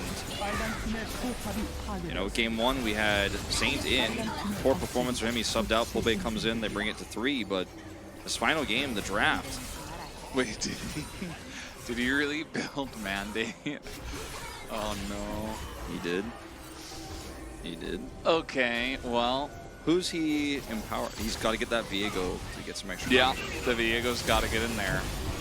And this should be Soul. I mean, unless Lucid can get in here, he does have a nice flank angle, actually. Might just look for the fight. That is where DK could win. They get a massive flank, but the divide is pretty good. Is it good enough, though, as Diablo a bit zoned away from this one, and DK take out 3 of them, and they will be able to take down this Drake. Yeah. Well, would you look at that? He had to flash, and the engage angle was super good. Now, 2 minutes still down, or 2 minutes for this inhibitor to be down, means that someone has to go back and deal with this. Pulbe is going to be that guy, and they can push mid, where that inhibitor has respawned. Ending the game here, I don't think realistic, though. 30 seconds, though, on Guti, maybe. I mean, I think they want to... Okay, they're TPing to end, and... Yeah. You know, the Ezreal here at this stage, like, does a lot of damage, but if it's hitting mostly a Renekton in the front line, then... It's actually kind of crazy how they were able to manage this, as Diablo is going to have to cleanse now, but that is flashed down. The arrow is in. They're not going to be able to get on top of Diablo, but he's in Ezreal. He's trying to poke down the champions, but can he kill 5 of them if they got to target down the Nexus? And they will! DK with an insane end to this game. Somehow are able to win it. They get the huge flank. Live Sandbox group up on the Drake, and they just got outplayed, I guess. That was insane, Wolf. I mean, the last team fight there on the Drake was the winning moment, right? You get on top of the carries. Unfortunately, there's no damage for this now 0-7, I believe, Azir, and Ezreal can do a lot of damage, but he needs a lot of space to do so, and if he's just constantly hitting those Qs over and over and over again, eventually he'll win it, but he didn't have time there. This is a moment where I think the coaching staff relieved, but not all the players looking very happy. Look at that, oh my god, he's like, get me out of here. This is what I'm saying, like, this is not a moment. This is not a moment to celebrate, because this game was never in your control from start to finish. The draft was very weak, and I hope the coaching staff doesn't go like, "See, guys, I told you, trust me." I'm like, who do you even vote for here? I know, I'm actually like having a hard time. I think Viego. Ignore builds. Yeah, I'm gonna vote for Ashe. That's my vote. I guess I will too. Like, Viego got a bunch of money, but he didn't. I mean, it wasn't about him. So, I mean, you could also just vote for Poolbay and Thanatos because they won that last fight for them, and yeah, that's what was the game that's deciding fair. moment. So at this point, vote for whoever you want. What a game of Challengers League we just got to witness, Wolf, and all of you gentlemen in the chat. I mean, never give up, right? D+, the stronger team in terms of results, but very weak draft here that they struggled to pilot, even with an early lead on top and bottom, and they still pull it out in the end because they were tenacious, especially with those extra Chemtech souls on the Rift. Sorry guys, I know not all of you are gentlemen. Gentle people in the chat. Wonderful. I never assume. I would never assume. The gentle women and the gentle children, too. Yes, we are all gentle chatters at the end of the day. Thank you, Gatoran. Who do you think wins this POG? Who do you, like? What do you think is the meta for the voting? I think, based on what we saw with the referees and stuff last time, I think there's a pretty good chance that it goes to the jungle. I think Lucid has a pretty good chance because he got a ton of money. He did make large impact on the map. 10 out of 10 Acious. I think, realistically, if we had the LCK voters, right? Like, if I'm looking at... But we don't. We don't. But if we did, I would say, like, this goes to Ashe 10 out of 10 times. Like, media all votes for 10 Ashe. out of 10 Acious. Goes. But, and Poolbay doesn't get a single vote. But in this, I'm like, it's going to be split between Viego, the Lissandra, and the Ashe, I think. No Heimerdinger, no. I don't think Renekton gets that many votes here. We played a good game, but Rahel gets it. I mean, you and I both voted for him, so we got +2 from that. CC score of 920. Every time, man. So many CCs. We gotta talk to them about this. Dude, he's got a credit score of 920. That's really high. I'm feeling a Croc vote.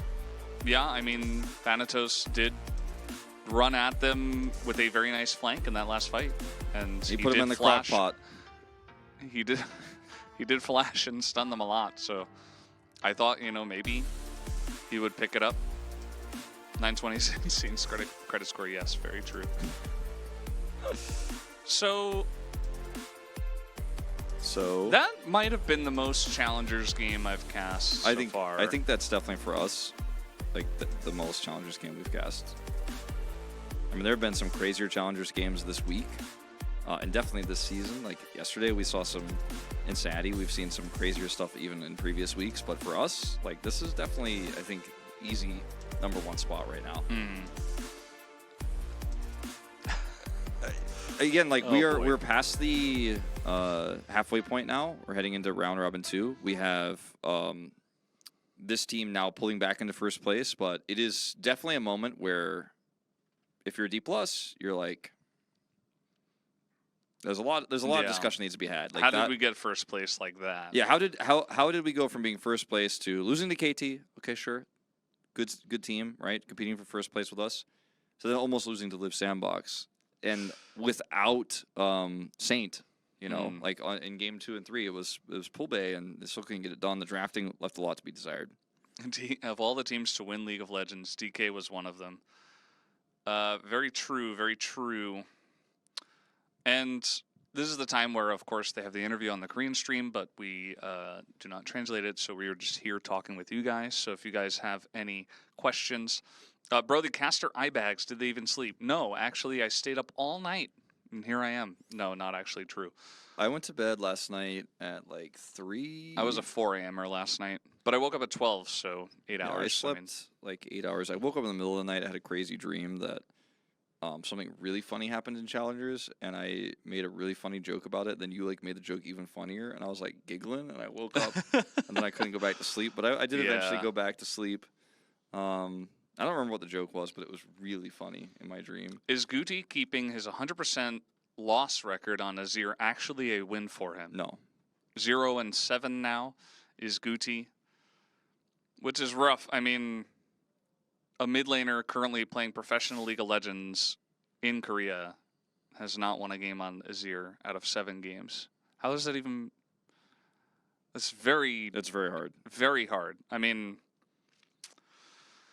this is also a team that is not even in last place or anything like that. So yeah, kind of middle of the pack, Lil Kenny got buffed. I haven't personally seen the 13.4 changes, no. I read the preview, but I don't really.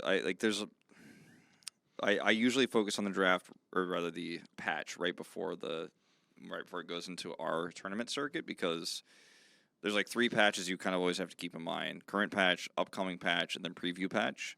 And we pushed this one forward 1 week. Not really, but with a delay, it feels like it's pushed forward a week. Because we had 3 weeks of 13.1. Yeah, including and then we had B, right, and then we only had B for 1 week because it was supposed to be like 2, 2, and 2. After week 4, you go into the 3rd patch, right? But I will say I don't like that we're going into this patch right now with the lack of preparation teams have been able to have on it. It really showed in this series. I think teams were very much playing like it was 13.1B. I think the LCK teams will likely be sort of doing that as well, because you only had a week to play the game on it while you were also playing on a previous patch in the LCK that week. Couldn't scrim very much. You had only a few days to scrim, so I think it's going to be a pretty weird week of LCK overall. Umpty has gone 0-16 before on champs that he's objectively very good at. Sometimes it's meta and sometimes it's team diff. Objectively gone. Oh, okay. I thought he was saying objectively went 0-16. I'm like, did he objectively go 0-16? He went I want to see very 0-16 actually. Well, I mean, I just misread what he said. I thought actually he went objectively 0-16. I'm like, what champion was that? I'm really curious. Will we get ASOL played in our next match? No. No. But it might get hovered. It did get hovered, yeah, in this series. If you had to choose one of the 4 ninjas, Kennen, I think I just went off screen, Kennen, Akali, Shen. What is the 4th ninja? Kennen, Akali, Shen, and it's not Katarina. She doesn't count as a ninja. Zed. Zed? You had to choose one to defend yourself against the other 3. Who would you choose? Is this like a real-life situation, or is this in-game? I would probably pick Kennen because of his ult. Yeah, like Kennen's really good at disengaging because you just pop the ult. But I mean, if 3 people are coming at me, then I need the Kennen ult, right? Yeah, exactly. I mean, Zed can. Shen is not gonna help. Yeah, Shen he's like, who can I ult?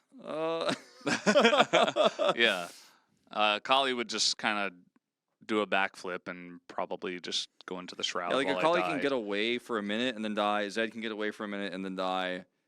Zed would probably burst down 1, and then I would die. So the thing is also, if Kennen's on the other side, you just die no matter what.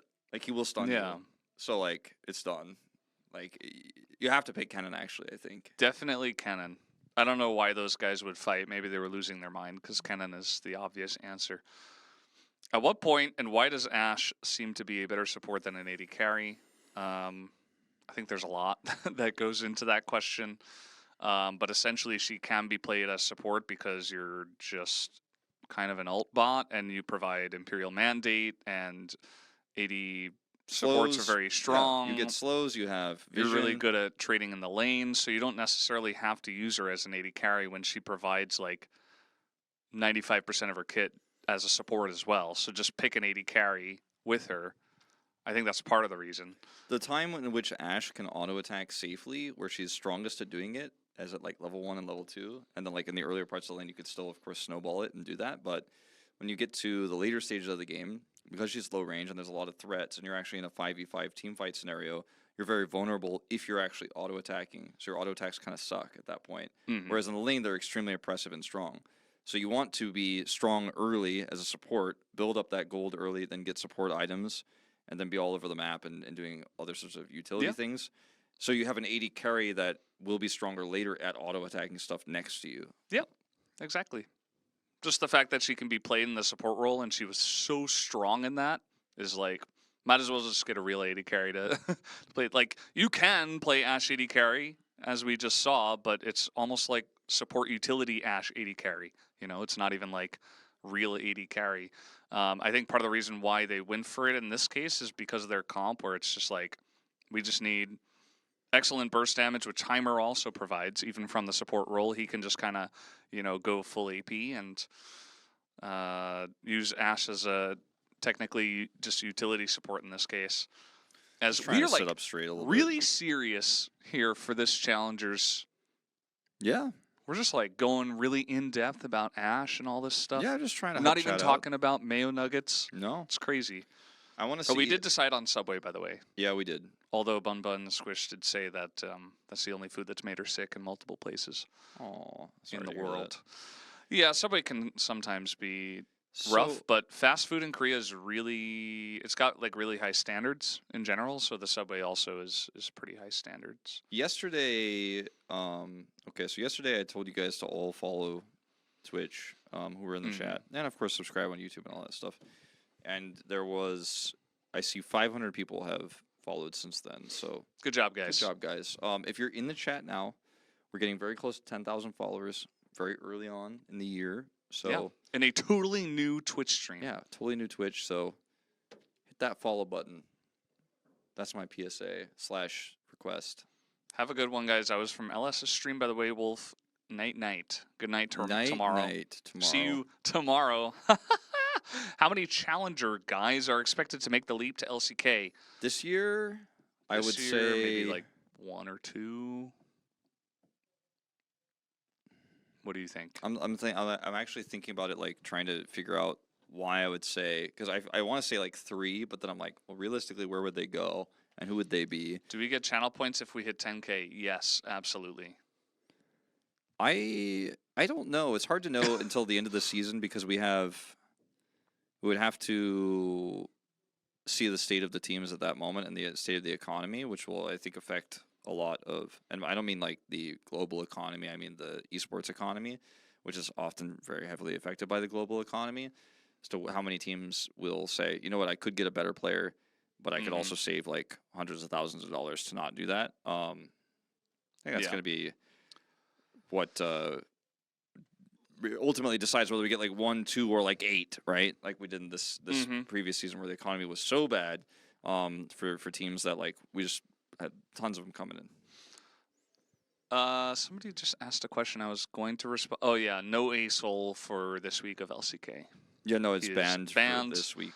Global ban, you could say. Nobody's allowed to use him. Nobody would, but like you can hover him if you want to be a troll. So next KT game, which I believe is our first matchup of the week, maybe Lehens will hover him.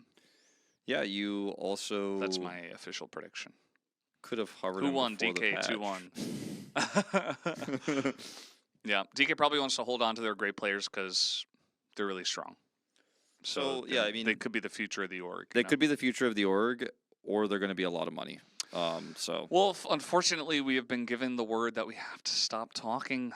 So we're going to do exactly that. Thanks for watching the first series, guys. We're going to be back after about 30 minutes for the second series. Don't go anywhere.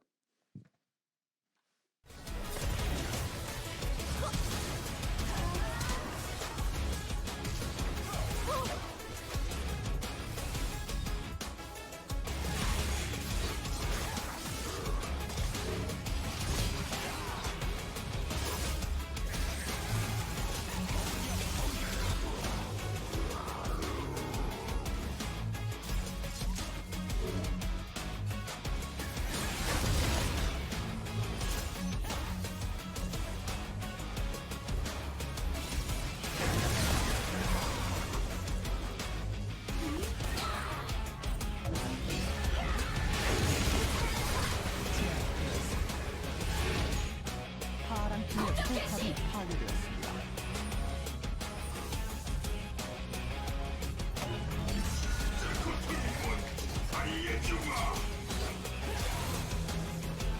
LSB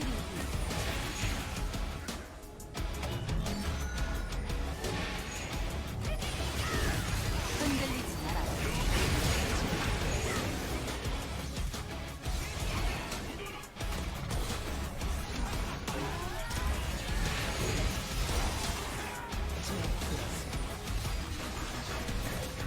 가엔나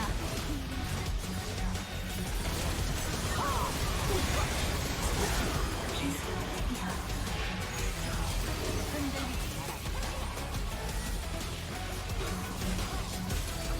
사 LSB 마라.